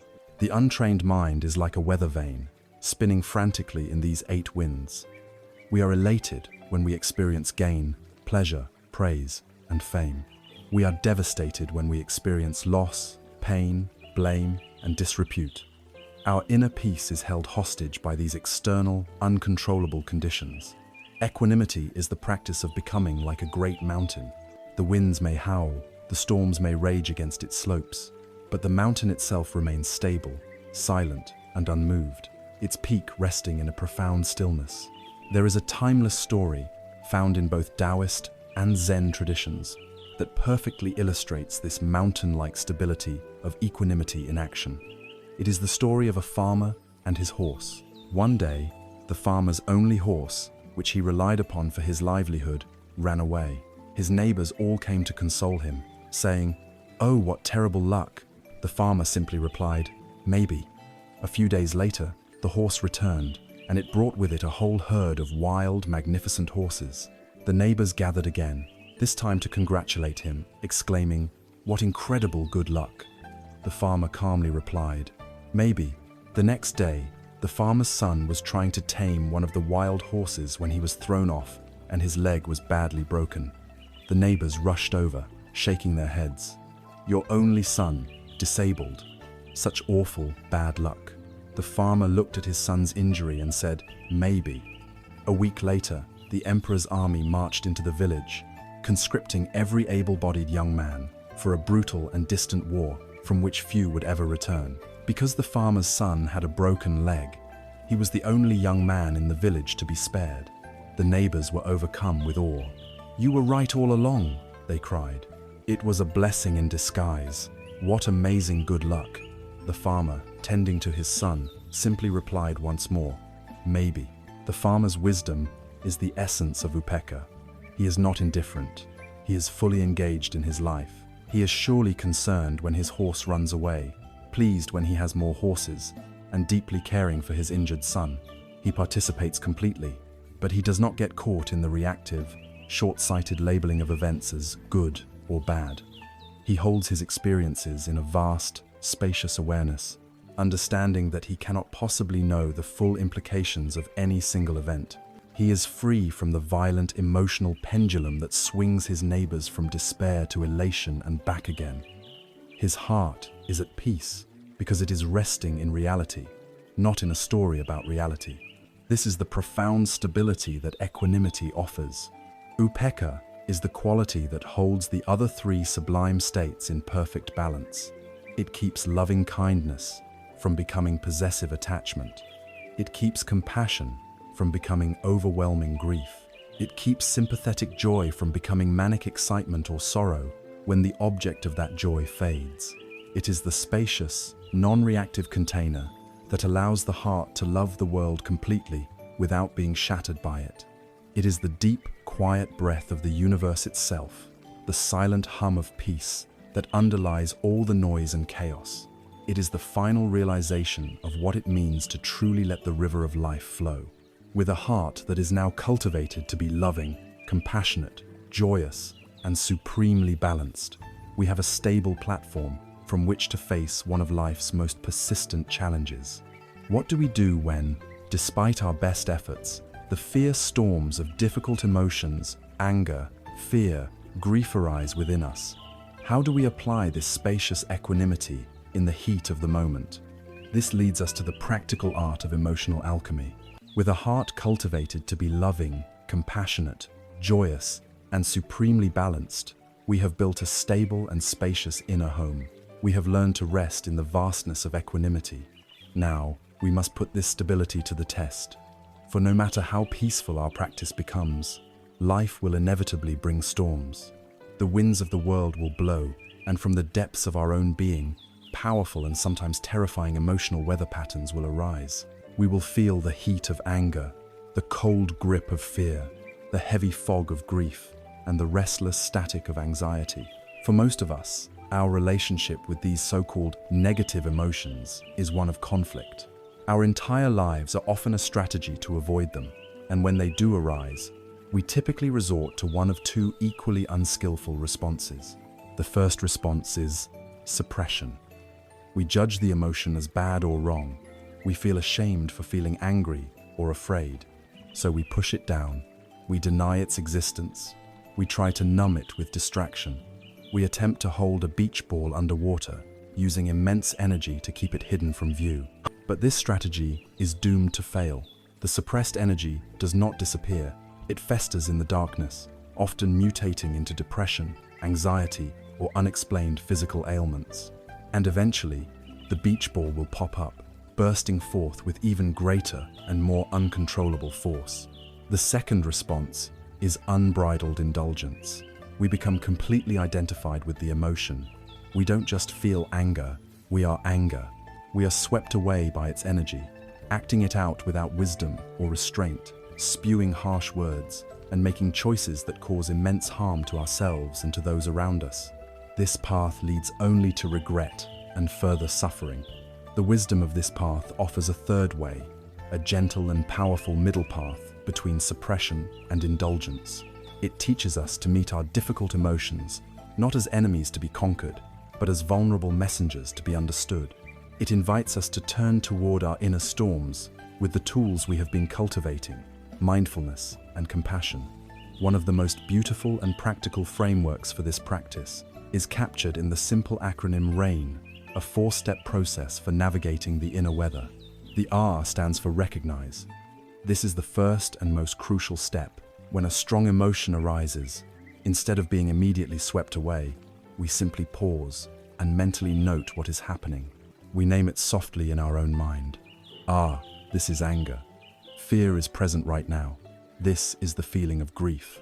This simple act of recognition is profoundly powerful. It immediately creates a sliver of space between our awareness and the emotion itself. We are no longer possessed by the anger. We are the one who is aware of the anger. This breaks the spell of unconscious identification and begins the process of reclaiming our freedom. The A stands for allow or accept. Once we have recognized the emotion, our next step is to give it permission to be there. This is a radical act of inner hospitality. We stop fighting it. We stop wishing it would go away. We lay down our weapons and let the experience be exactly what it is, just for this moment. This is a direct application of the equanimity we have cultivated. We are not saying we like the feeling or want it to stay forever. We are simply acknowledging the reality of the present moment. Okay, fear is here. It is allowed to be here for now. This step is the antidote to resistance. It stops us from firing the second arrow of judgment and aversion at ourselves, which is often more painful than the first arrow of the emotion itself. The I stands for investigate with kindness. With the emotion now recognized and allowed, we can turn toward it with a gentle curiosity. This is not a cold, intellectual analysis. It is an intimate, heartfelt inquiry. We can ask questions like, what does this emotion actually feel like in my body? And then we listen for the answer in the language of sensation. Is it a tightness in the throat? A burning heat in the chest? A hollow feeling in the stomach? By grounding the investigation in the physical body, we stay out of the endless, looping stories of the mind. We can also ask, what does this emotion believe? Fear often believes, I am in danger. Sadness believes, I have lost something irreplaceable. And we can ask the most compassionate question of all, what does this vulnerable part of me need right now? Perhaps the frightened part needs to feel safe. Perhaps the grieving part needs to feel held. This kind of investigation builds a bridge of understanding to the wounded parts of ourselves. The N stands for nurture, or non-identification. After investigating, we can actively nurture the part of us that is suffering. We can place a hand on our heart, just as we did in the loving-kindness practice, and offer ourselves words of comfort and compassion. May I be gentle with this fear. May I hold this sadness with tenderness. This is the act of becoming our own compassionate friend. This nurturing leads naturally to non-identification. We rest in the spacious awareness that is able to hold the emotion. We realize that we are not the anger, the fear, or the grief. We are the sky, and the emotion is just a passing storm cloud. The sky is not harmed by the storm. It remains vast, open, and clear. This is the final step into freedom. The beloved Zen master Thich Nhat Hanh offered a beautifully simple metaphor for this entire process. He taught us to treat our strong emotions like a crying baby. When a baby cries, a good mother does not ignore it or yell at it to be quiet. She immediately stops what she is doing, picks up the baby, and holds it tenderly in her arms. In the same way, when anger arises, we can learn to say, "Hello, my little anger. I know you are there. I will pause and take good care of you." We use our mindfulness, our anchor in the breath, as our loving arms to hold the raw energy of the emotion. We don't have to do anything to it.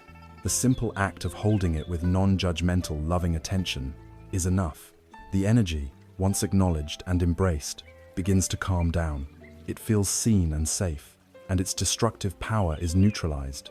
The transformative power of meeting hatred with a fearless and compassionate heart is perfectly illustrated in the dramatic story of the murderer Angulimala. Angulimala was a terrifying figure who lived in a forest, preying on travelers. He had killed so many that he wore a gruesome necklace made from their fingers. One day, the Buddha began to walk calmly and mindfully toward this very forest. Angulimala saw him and thought, "Excellent, another victim." He drew his sword and began to run after the Buddha. But a strange thing happened.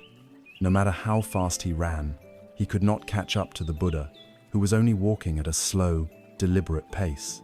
Exhausted and bewildered, Angulimala finally shouted, "Stop, monk, stop!" The Buddha, without turning, replied in a calm, clear voice, "I have stopped, Angulimala. It is you who have not stopped." The Buddha meant that he had stopped creating the causes of suffering. He had stopped running in the endless cycle of violence and hatred. Angulimala, stunned by these words, and by the Buddha's complete lack of fear, was brought to a dead halt. The unwavering, compassionate presence of the Buddha was a force more powerful than any sword. It shattered Angulimala's rage and delusion, and in that moment, he threw down his weapons and asked to become a student. This story shows that even the most ferocious emotional energy, when met with the unshakable power of mindfulness and compassion, can be completely transformed. This is the path of emotional alchemy. We do not wage war against our own inner demons. We do not banish them to the dungeon. We invite them into the light of awareness. We serve them tea, and we listen to their stories. By turning toward our difficult emotions with courage and kindness, we learn their secrets. They cease to be our masters, and instead become our teachers. They become integrated, accepted parts of our own vast and complex humanity. This inner work of making peace with ourselves is the absolute foundation for a peaceful life. When we are no longer at war with our own hearts, we are far less likely to create conflict in the world around us. The way we relate to our inner landscape directly and profoundly shapes how we express ourselves, most immediately through the words we choose to speak. Having learned to hold our own inner world with a balanced and compassionate heart, we now turn our attention to the primary bridge between our inner life and the outer world, our speech. Of all the ways we interact with others, the words we use are often the most frequent, the most powerful, and the most unmindful. With our words, we can build empires of trust and connection, or we can launch devastating attacks that leave wounds for years. With our speech, we can offer medicine that heals a wounded spirit, or we can administer poison that creates conflict and despair. Every day, every conversation, we are planting karmic seeds with our tongue. The practice of right speech, or samavacha, is the art and science of learning to use this powerful tool with wisdom, intention, and profound care. It is the third factor of the Eightfold Path, and it is a deep spiritual practice in its own right. To understand right speech, we first must become aware of its opposite, wrong speech. The Buddha identified 4 primary forms of unwholesome speech that we must learn to recognize and abandon. The first and most obvious is lying. This is the intentional act of speaking what we know to be untrue. We may lie to gain an advantage, to avoid punishment, or to protect our own ego. But whatever the reason, lying always creates suffering. It corrodes the foundation of trust between people, which is the bedrock of all healthy relationships. It also creates a prison of anxiety for the liar, who must then live in fear of being discovered and must constantly expend energy to maintain the deception. A commitment to truthfulness is a commitment to living in reality, and it brings with it a profound sense of simplicity and inner peace. The second form of wrong speech is divisive or slanderous speech. This is using words to set one person against another. It includes backbiting, spreading malicious rumors, and whispering insinuations that poison one person's opinion of another. This type of speech is born from ill will, jealousy, or a desire for power, and its only result is the destruction of harmony.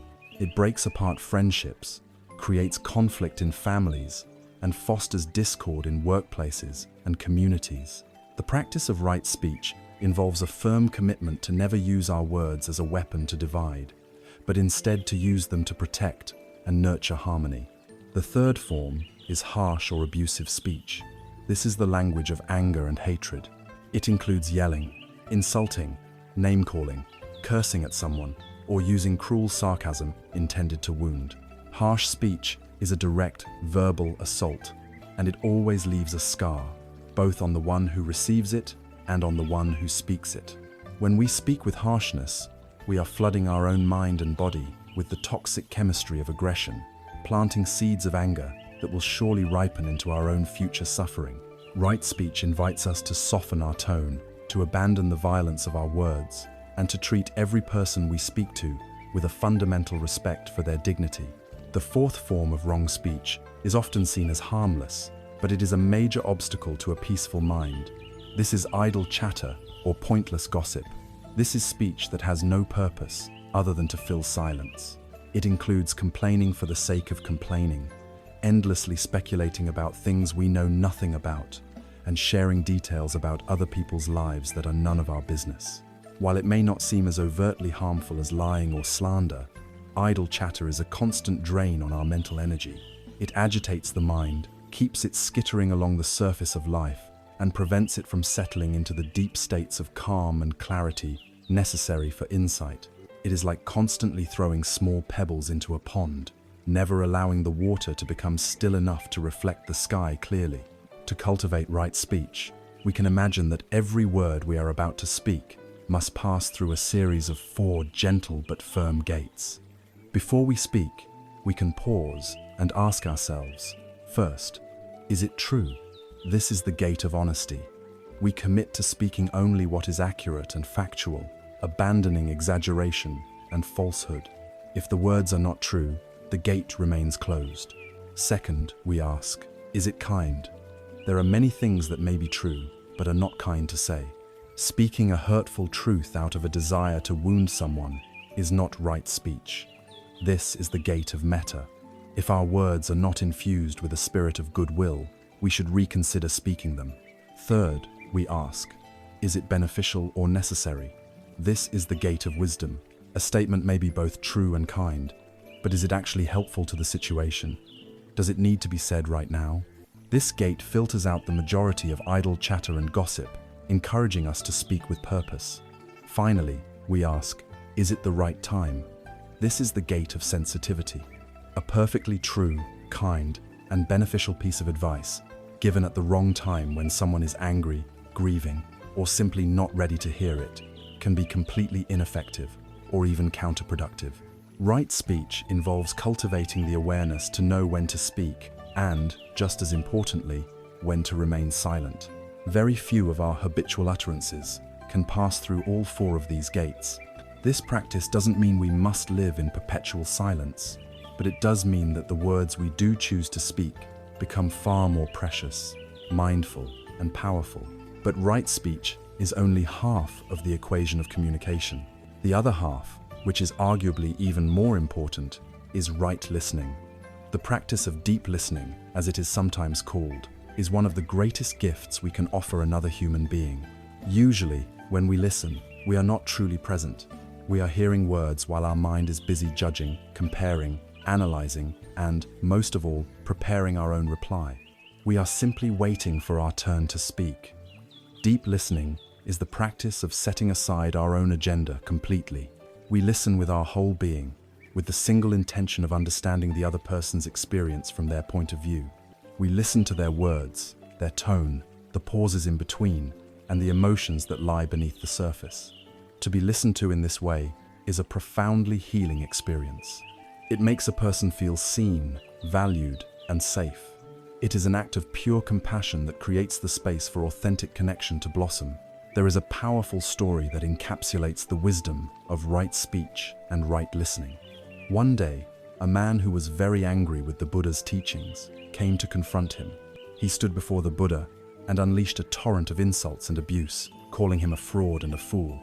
The Buddha sat in complete silence, listening with a calm, patient, and unwavering attention. He did not interrupt, he did not defend himself, and he did not react.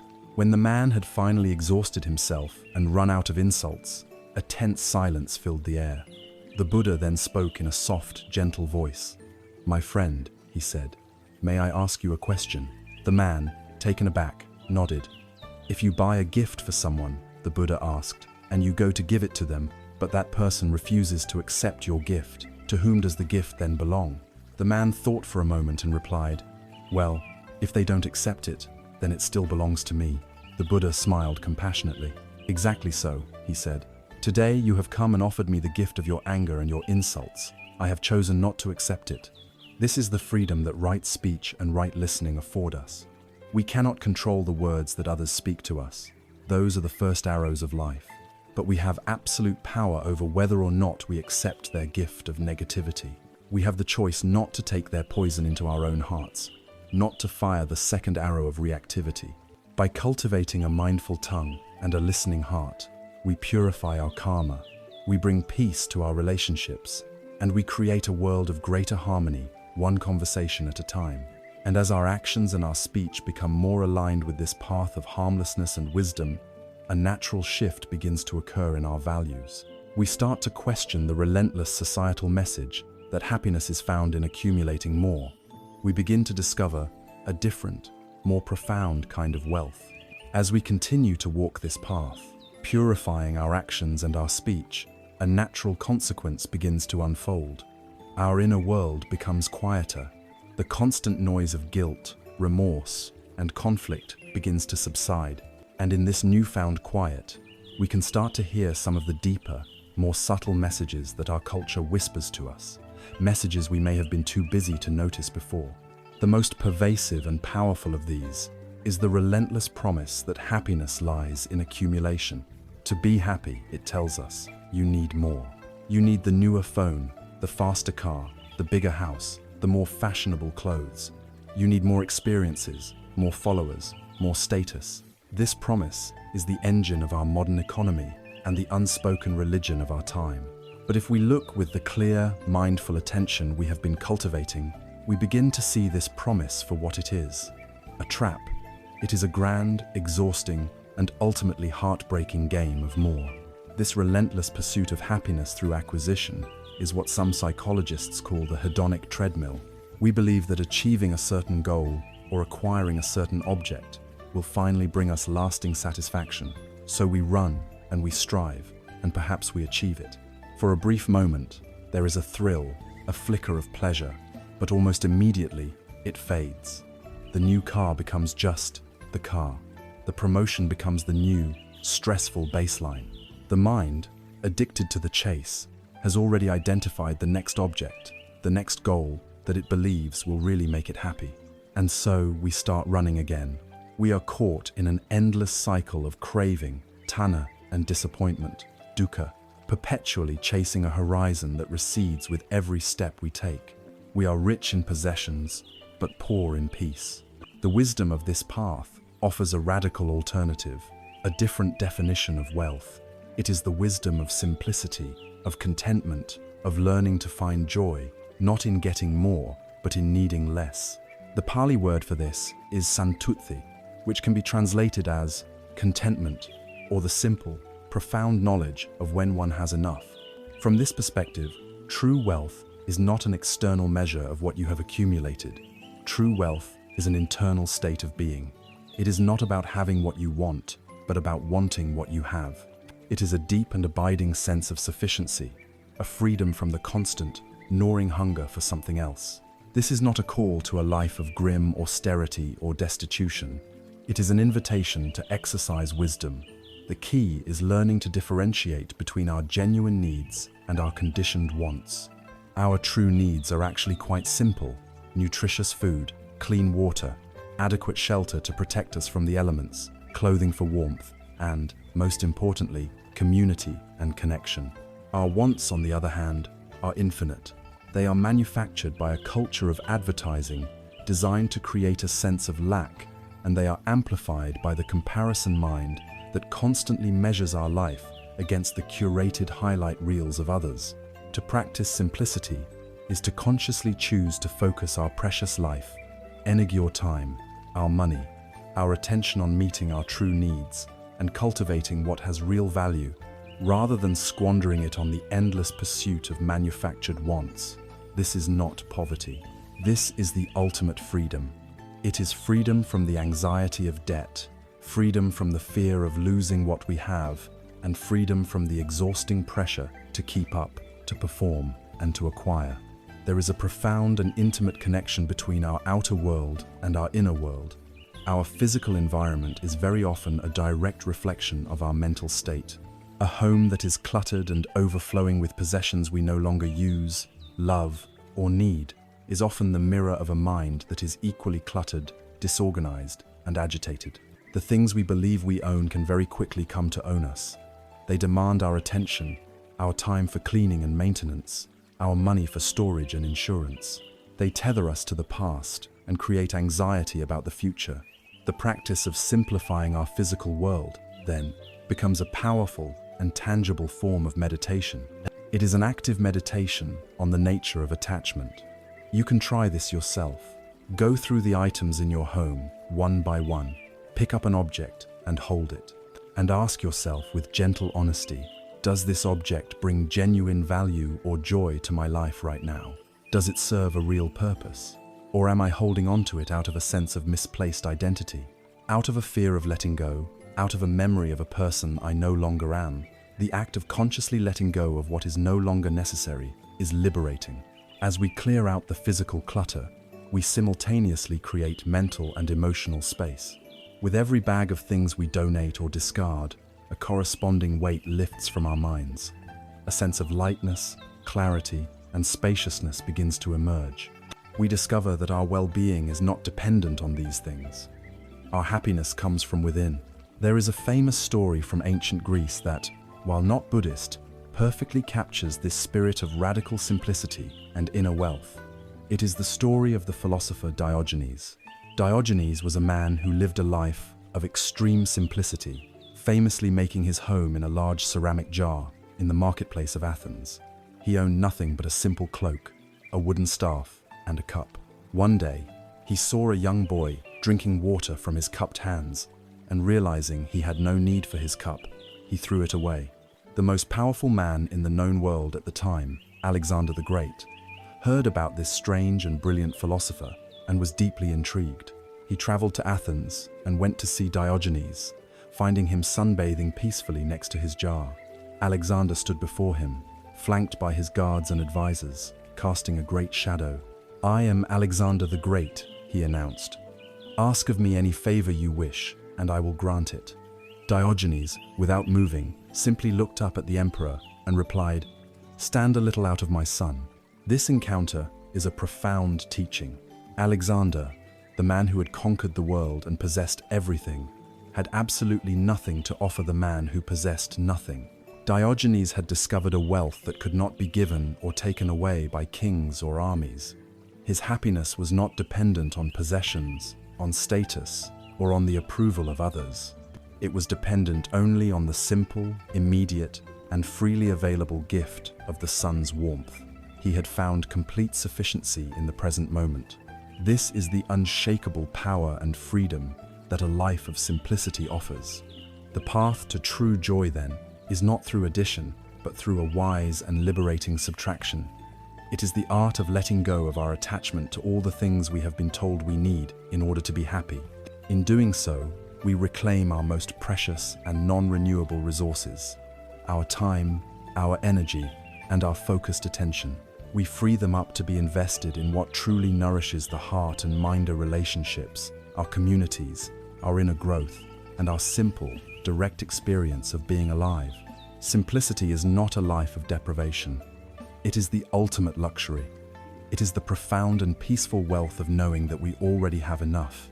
This courageous act of letting go of our attachment to external things is a deep step toward freedom. But there is an even more subtle and powerful attachment that binds us. Our attachment to outcomes, our deep-seated need to control how things turn out. Learning to release our grip on material possessions is one thing. Can we learn to release our grip on the future itself? This leads us to the art of wise surrender. We have taken a courageous step in our journey inward, learning to loosen our grip on the material world. By embracing simplicity, we have begun to discover a richness that has nothing to do with accumulation. We have found a measure of freedom by letting go of our attachment to things. Now, we turn to face an even deeper and more tenacious form of clinging, our attachment to control, our desperate need for life to unfold according to our plans. Our modern consciousness is built upon the illusion of control. We create meticulous schedules, 5-year plans, and detailed roadmaps for our careers, our relationships, and our personal growth. We act as if life were a project to be managed, a problem to be solved. We stand at the helm of our small ship, gripping the wheel with white knuckles, trying to navigate a vast, unpredictable, and often stormy ocean, living in a state of constant, low-grade anxiety that a rogue wave might appear and knock us off course. This struggle, this ceaseless effort to impose our will upon the uncontrollable flow of reality, is the source of our deepest exhaustion. The practice of wise surrender is about learning to finally let go of the oars. The journey into surrender begins with a single, foundational step: acceptance. It is essential to understand that acceptance is not the same as approval. You do not have to like a situation to accept it. Acceptance is simply the clear, non-argumentative seeing of reality as it is in this moment. It is raining. Acceptance doesn't mean you are happy about the rain. It means you stop shouting at the clouds. It means you acknowledge the fact of the rain, so you can then make a wise choice to get an umbrella. A loved one receives a difficult medical diagnosis. Acceptance is the first, vital step of acknowledging the reality of the situation, so that you can then move forward with clarity and compassion. To refuse to accept reality is a form of madness. It is to stand on the shore and command the tide not to come in. It is an immense and utterly futile expenditure of our life force. Acceptance is the act of ending our war with what is. It is the moment we stop struggling against the current and, for the first time, simply notice the direction it is flowing. This is the firm ground upon which all wise action is built. From this ground of acceptance, we can take the next step into the profound art of surrender. And here again, we must be precise. The surrender we speak of is not the same as passive resignation. Resignation is a state of helpless despair. It is the victim's cry of, "Nothing I do matters, so I give up." It is born of hopelessness and leads to apathy. Wise surrender is the opposite. It is an act of supreme strength, courage, and trust. It is born of wisdom. Wise surrender says, "I will play my part with all the skill, intention, and integrity I can muster, and I will then release my attachment to the outcome, because I understand that the result is not, and never was, fully in my control." Consider the art of a master archer. The archer does everything within her power to ensure a good shot. She maintains her bow, she straightens her arrows, she perfects her stance and her breathing, she takes careful aim, and she executes a clean and smooth release. Her responsibility extends to the moment the arrow leaves the string. But once the arrow is in flight, she lets it go. She cannot control the sudden, unpredictable gust of wind that may arise. She cannot control the subtle movement of the target. She has done her part. The rest is surrendered to the vast web of causes and conditions that make up the universe. To continue to fret and worry after the arrow is released is pointless suffering. Wise surrender is this practice of releasing the arrow. We do our work in the world with diligence and care, and then we release the results. This act of letting go brings an incredible sense of relief. We realize we do not have to carry the impossible burden of managing the entire universe. We simply have to do our small part and then trust the process. There is a classic story from the Zen tradition that beautifully illustrates the mechanics of our resistance and the freedom of surrender. A man was peacefully rowing his small boat across a misty lake at dusk. The water was calm, the air was still, and he was lost in a feeling of deep tranquility. Suddenly, with a loud thud, another boat crashed into the side of his. His peace was instantly shattered. A surge of hot anger rose up in him. He began to shout into the mist, "You idiot! Are you blind? Watch where you're going. What is wrong with you?" His fury mounted with every passing second of silence from the other boat. He was ready to have a full-blown fight. He stood up to better see and confront the incompetent fool who had ruined his evening. And as he peered through the fading light, he saw that the other boat was completely empty. It had simply come untied from its moorings on the shore and had been carried by the silent current of the lake. In that instant, all of his anger vanished. It evaporated into the mist. How can you be angry at an empty boat? It's impossible. He had no one to blame. There was nothing to do but untangle the two boats and continue on his journey. The profound lesson is this: the man's anger was not caused by the collision. The collision was just a neutral event. His anger, his suffering, was caused entirely by his story about the event, the story of a careless, malicious person who deserved his blame. Life is constantly sending us empty boats. The flight cancellation, the sudden cold, the critical comment from a stressed-out colleague, the traffic jam-thys are often just impersonal events carried by the currents of cause and effect. Our suffering arises not from the events themselves, but from our deep-seated insistence that there must be someone at the helm, someone to blame, someone to direct our anger at. Surrender is the profound realization that most of the boats that bump into us are empty. It is the wisdom to stop shouting at the currents of life and to simply and skillfully untangle ourselves and continue on our way. This practice of acceptance and surrender is the gateway to a life of unimaginable lightness and freedom. It is not about becoming a passive doormat. It is a highly intelligent redirection of energy. All the life force we once wasted in struggling against reality, in worrying about outcomes we cannot control, in shouting at empty boats, is now liberated. It is freed up to be used for what truly matters, for creativity, for compassion, for joy, for love, for being truly and vibrantly present for our own lives. We let go of the oars of frantic, egoic control, and instead, we learn to raise the sail of wise intention, allowing the great, mysterious winds of life to carry us toward our destination. This profound act of letting go, of ceasing our war with reality, leads to a new way of seeing the world. When we are no longer obsessed with our own personal plans and outcomes, our perspective widens. We begin to notice the vast, intricate web of causes and conditions in which we are embedded.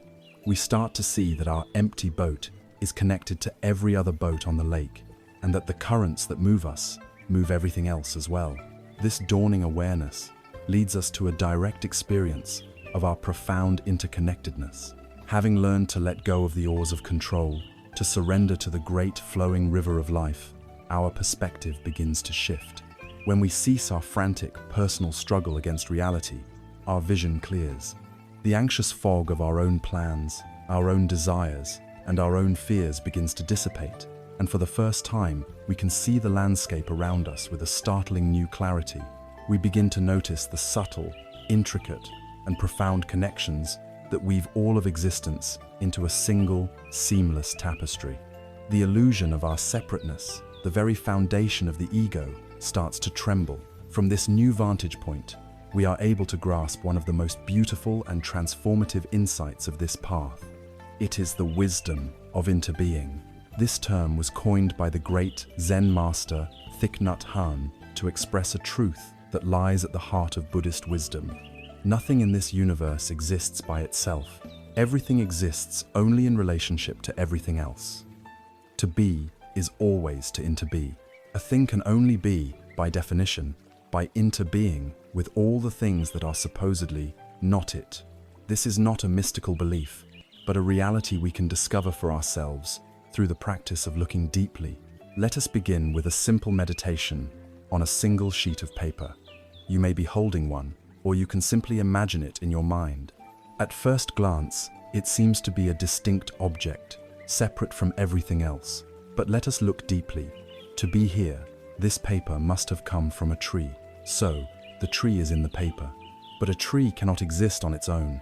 It needs sunshine for photosynthesis, so the sun must also be in the paper. The tree needs water to grow, so we can see the clouds and the rain inside this sheet of paper. The tree needs nutrients, so the earth itself, its minerals and its richness are present here. The tree needed a logger to cut it down.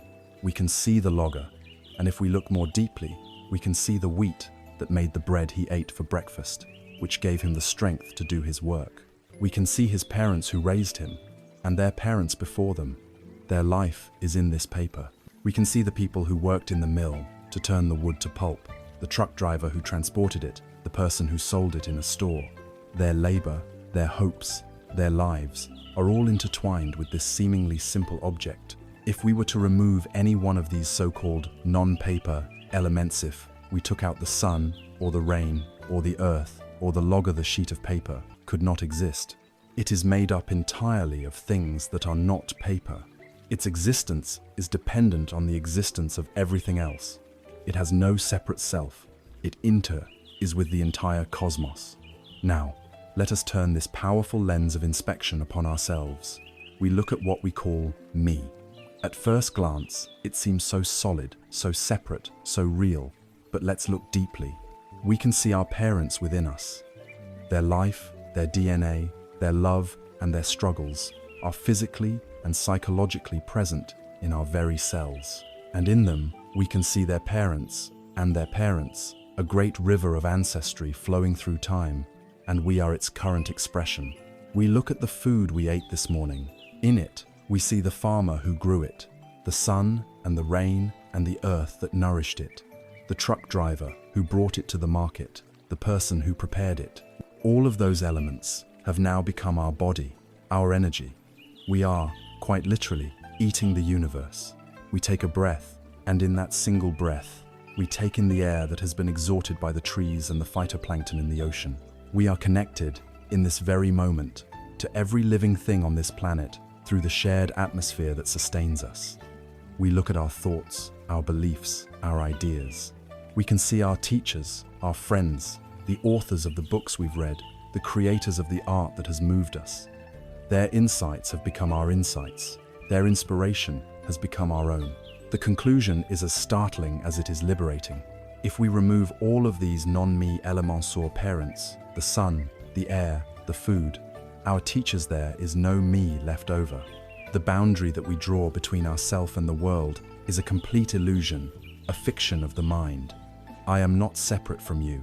I am not separate from the tree, the cloud, or the distant star. We are all temporary, beautiful, and unique manifestations of a single, interconnected process. We are all waves on the same, vast ocean of being. There is an ancient and magnificent image from a Buddhist scripture that captures this vision on a cosmic scale. It is called the net of Indra. Imagine a vast, infinite net that stretches across all of space and time. At every single intersection of this net's threads, there hangs a single, multifaceted, perfectly polished jewel. The net is structured in such a way that if you look closely at the surface of any one jewel, you will see reflected in it every other jewel in the entire, infinite net. And each jewel in each reflection also reflects all the other jewels, and so on, ad infinitum. Each one of us is a jewel in this cosmic net. We are a unique point of consciousness, a particular perspective on the whole, and yet we are not separate. We contain within us the reflection of the entire universe, and the universe, in turn, contains the reflection of us. The whole is present in every part, and every part illuminates the whole. We are individuals, yet we are inseparable. This realization is not just a beautiful piece of poetry or a dizzying philosophical concept. It is the ultimate foundation for a wise and ethical life. If we truly see and feel this profound interconnectedness, our actions begin to change naturally. Compassion is no longer something we have to strive for. It becomes the spontaneous response of the heart.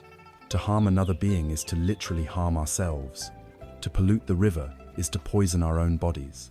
To act with greed and extract from the earth without care is to steal from our own future.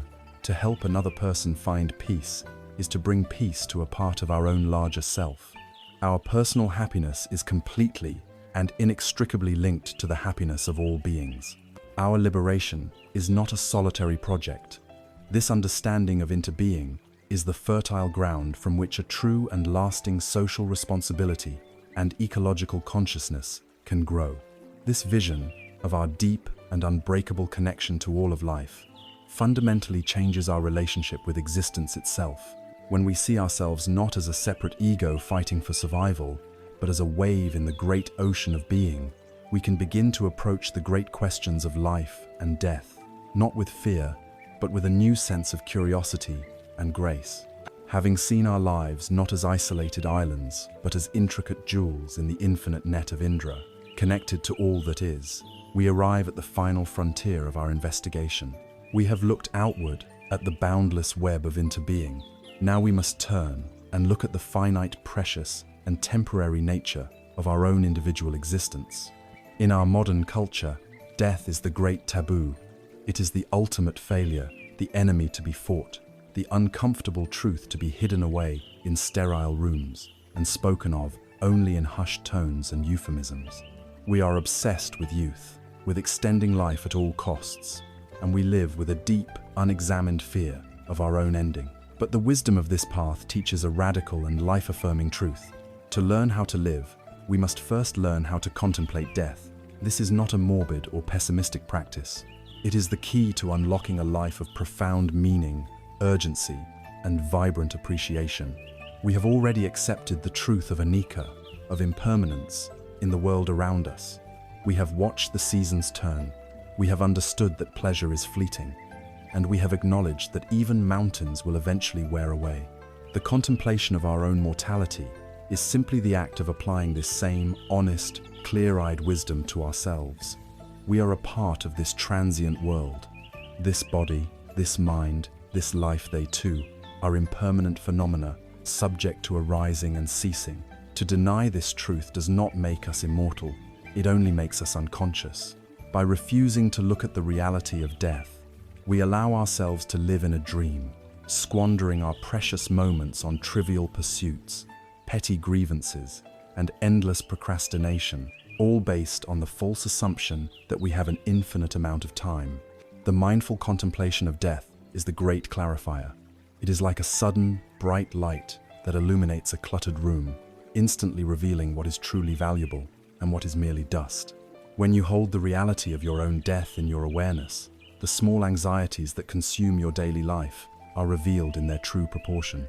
The argument you had about who was right, the worry about what a colleague thinks of you, the frustration over a minor inconveniencedo, these things matter in the face of your own finitude. The endless pursuit of more status, more possessions, more priedos. This seemed like a wise investment of your limited, precious time. Contemplating death cuts through the noise. It dissolves the trivial and magnifies the essential. It urges us to ask the most important questions. Am I living a life of integrity? Am I being kind? Am I expressing my love for the people who matter to me?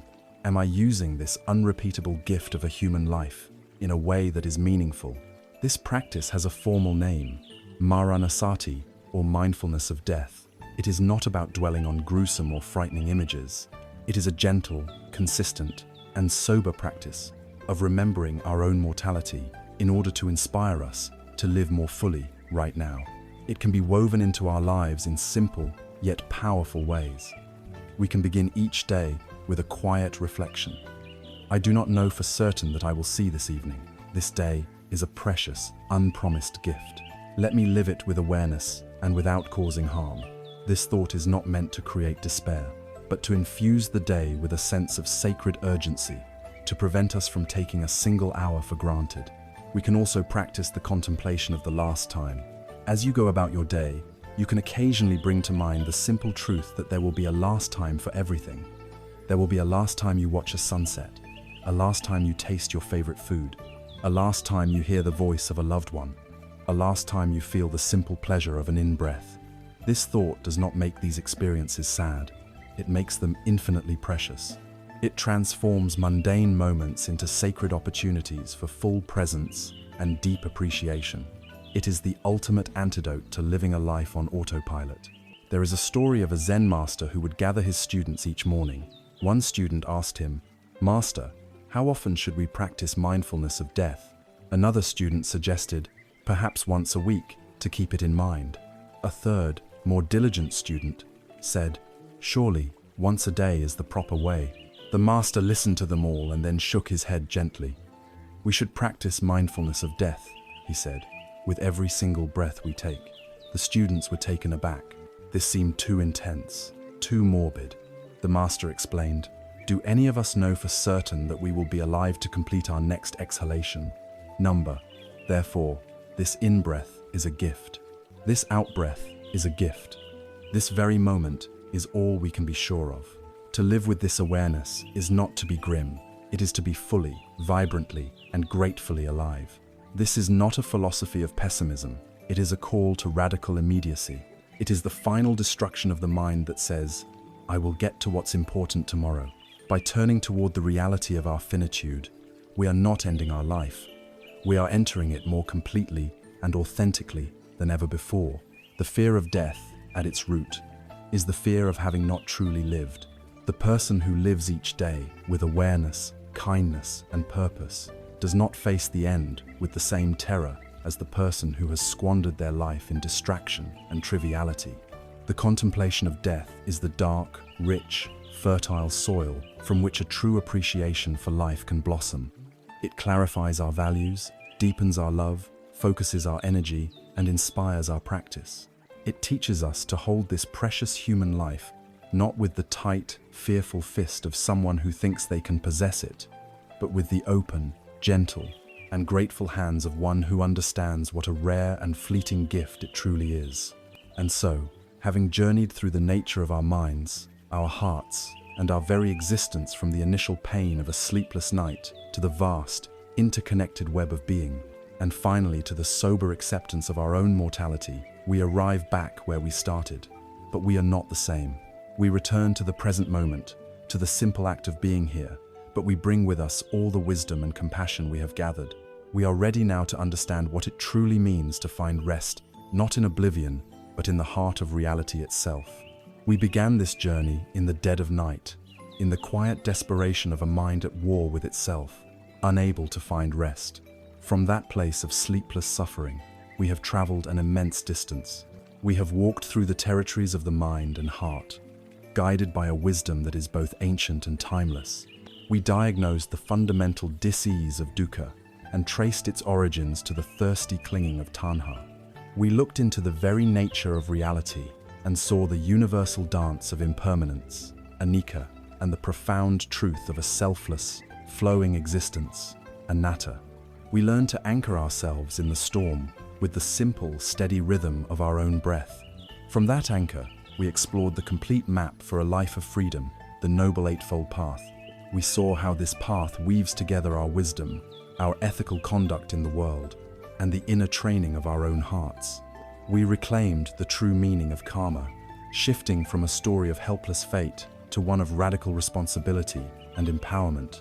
We then undertook the great work of the heart, systematically cultivating the four sublime states: the boundless, unconditional warmth of loving, kindness, metta; the brave, trembling response of compassion, karuna; the selfless, celebratory joy of mudita; and the vast, unshakable peace of equanimity, upekkha. We learned to turn toward our most difficult emotions, not as enemies, but as friends. We have looked with clear eyes at the reality of our own mortality, not to become morbid, but to awaken to the precious, unrepeatable gift of this very life. And now, after this long pilgrimage, we arrive back at our beginning, at the paradoxical phrase that has been our guiding star, to sleep in mindful surrender. What does this mean now, in the light of all we have explored. It is not a call to unconsciousness or oblivion. It is the description of the most awake, most alive, and most deeply rested state of being imaginable. It is the final integration of the entire path into a seamless way of life. Let us first understand the sleep of this state. It is not the heavy, forgetful sleep of a tired body. It is the profound, liberating rest that comes when the inner war has finally ended. It is rest from the exhausting effort of resistance. It is the peace of no longer fighting a ceaseless battle against the river of reality, of no longer shouting at the rain to stop falling or the sun to stop setting. It is the deep rest that comes from no longer needing to constantly prop up, defend, and polish the fragile, imaginary statue of a separate self. When you truly see the truth of anatta, the immense, lifelong burden of protecting your ego simply dissolves. It is rest from the frantic, anxious energy of worry. It is the peace of knowing that you can do your part with skill and integrity, and then release the outcome to the vast, intelligent web of life, trusting in the law of karma, without needing to control every variable. This is a rest that is deeper than any physical sleep, a tranquility that can abide in the heart, even in the midst of the most strenuous activity. It is the stillness of the axle at the center of a rapidly spinning wheel, and this profound rest is made possible by the second half of the phrase, in mindful surrender. This is what makes this state one of radical awakeness, not sleepy apathy. The mindful quality is sati, the clear, non-judgmental awareness we have cultivated. It is the luminous clarity that sees things exactly as they are, without the distorting filters of fear or desire. It is a mind that is fully present, fully engaged, and wide awake to the beauty and the pain, the joy and the sorrow of the world. It does not need to shut down or retreat, because it has the stability to hold all of experience in a vast and gentle embrace. This mindfulness is paired with surrender. This is not the passive resignation of a victim, but the wise, courageous, and active letting go of a sage. It is the surrender of our small, egoic agenda to the greater wisdom of the life process.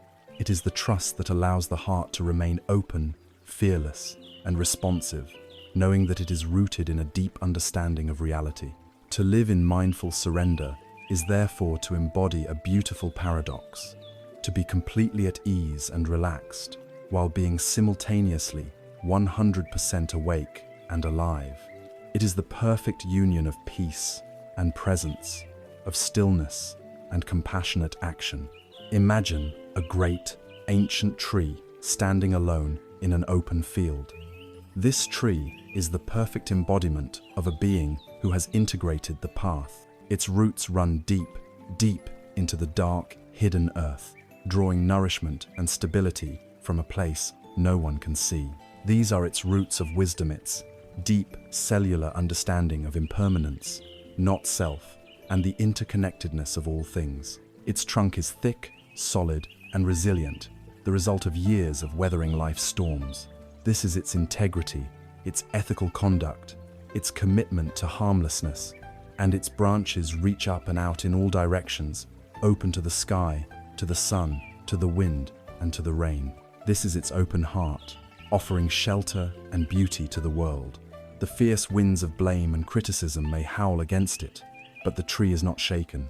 Its deep roots of wisdom hold it firm. The hot, glaring sun of praise and fame may beat down upon it, but the tree does not become arrogant. It simply uses that light to create more life. The cold, driving rains of sorrow and loss may fall upon it, but the tree does not break. It absorbs the water and allows it to nourish its deepest roots. Birds may come and build nests in its branches, singing songs of joy.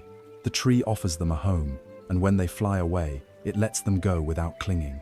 The tree is not fighting the weather. It is in a deep, harmonious, and intimate dance with reality. It is fully participating in the turning of the seasons, yet it abides in an unshakable, silent, and dignified presence. This is what it means to live in mindful surrender. This state is not some distant, superhuman goal reserved for saints and mystics. It is the natural state of a mind that has been patiently and persistently cleared of its delusions. It is the inevitable result of walking this path, one mindful breath, one kind thought, one moment of letting go at a time. It is the rediscovery of the peace that was always already here, waiting for us just beneath the surface of our frantic mental noise. To sleep in mindful surrender is to finally realize that peace is not found in the absence of life's storms. It is found in discovering the silent, unshakable stillness at the very eye of the storm. It is to finally, after a long journey, come home to ourselves. We began our journey together in a place familiar to so many, a room filled with the quiet hum of anxiety and the blue light of a screen. We recognized a deep and restless feeling, the sense of being lost in the noise of our own lives. We gave this feeling a name, dukkha, not to condemn it, but to honor it, to acknowledge it as a shared and fundamental part of our human experience. From that honest starting point, we dared to look for a cause, not in the world outside, but in the very mechanics of our own minds, in the relentless push and pull of craving and aversion, the thirst that is never quenched. And in seeing the cause, we discovered the most hopeful of all truths, that if there is a cause, there can also be a cessation. We found an ancient path, a guide with 8 distinct yet interwoven lanes, a way to live that encompasses our view, our intentions, our words, and our actions. We walked this path together, learning to see clearly, to cultivate a garden in our minds, to speak with healing, and to act with a gentle heart. We discovered the tools of mindfulness, the art of paying attention to the simple, profound reality of the present moment. We sat with the breath, finding in its steady rhythm an anchor in the storm of our thoughts. We learned that everything changes, that our very sense of a solid, separate self is more like a river than a statue, and that our actions, our karma, ripple outward in ways we can scarcely imagine. The core of this journey, the ultimate message, is both simple and revolutionary. Peace is not the absence of problems. It is not a life scrubbed clean of all difficulty and pain. Peace is the strength and the softness within you that can hold all of life's challenges without breaking. It is the deep, quiet lake that is untroubled by the waves on its surface. True happiness, we have learned, is not a frantic pursuit of getting what you want. It is the radical act of deeply wanting what you already have, the breath in your lungs, the ground beneath your feet, the simple fact of your own awareness. And so, the great search for peace reveals itself not to be a search at all, but a return. It is a coming home to the boundless, silent space of your own heart, a space that was never truly lost, only momentarily forgotten. You do not need to become someone else to find this. You do not need to acquire anything new. The path forward is a path inward to the truth of who you already are. The seeds of wisdom, of compassion, of unwavering peace are already within you, waiting. The practices we have explored are simply the water and the sunlight needed to help them grow. The ancient wisdom does not offer a destination, it offers a direction. A torch has been passed from one traveler to another through millennia of searching souls. Now, that light is in your hands. It is yours to tend, yours to trust, and yours to follow. Go and be a light unto yourself.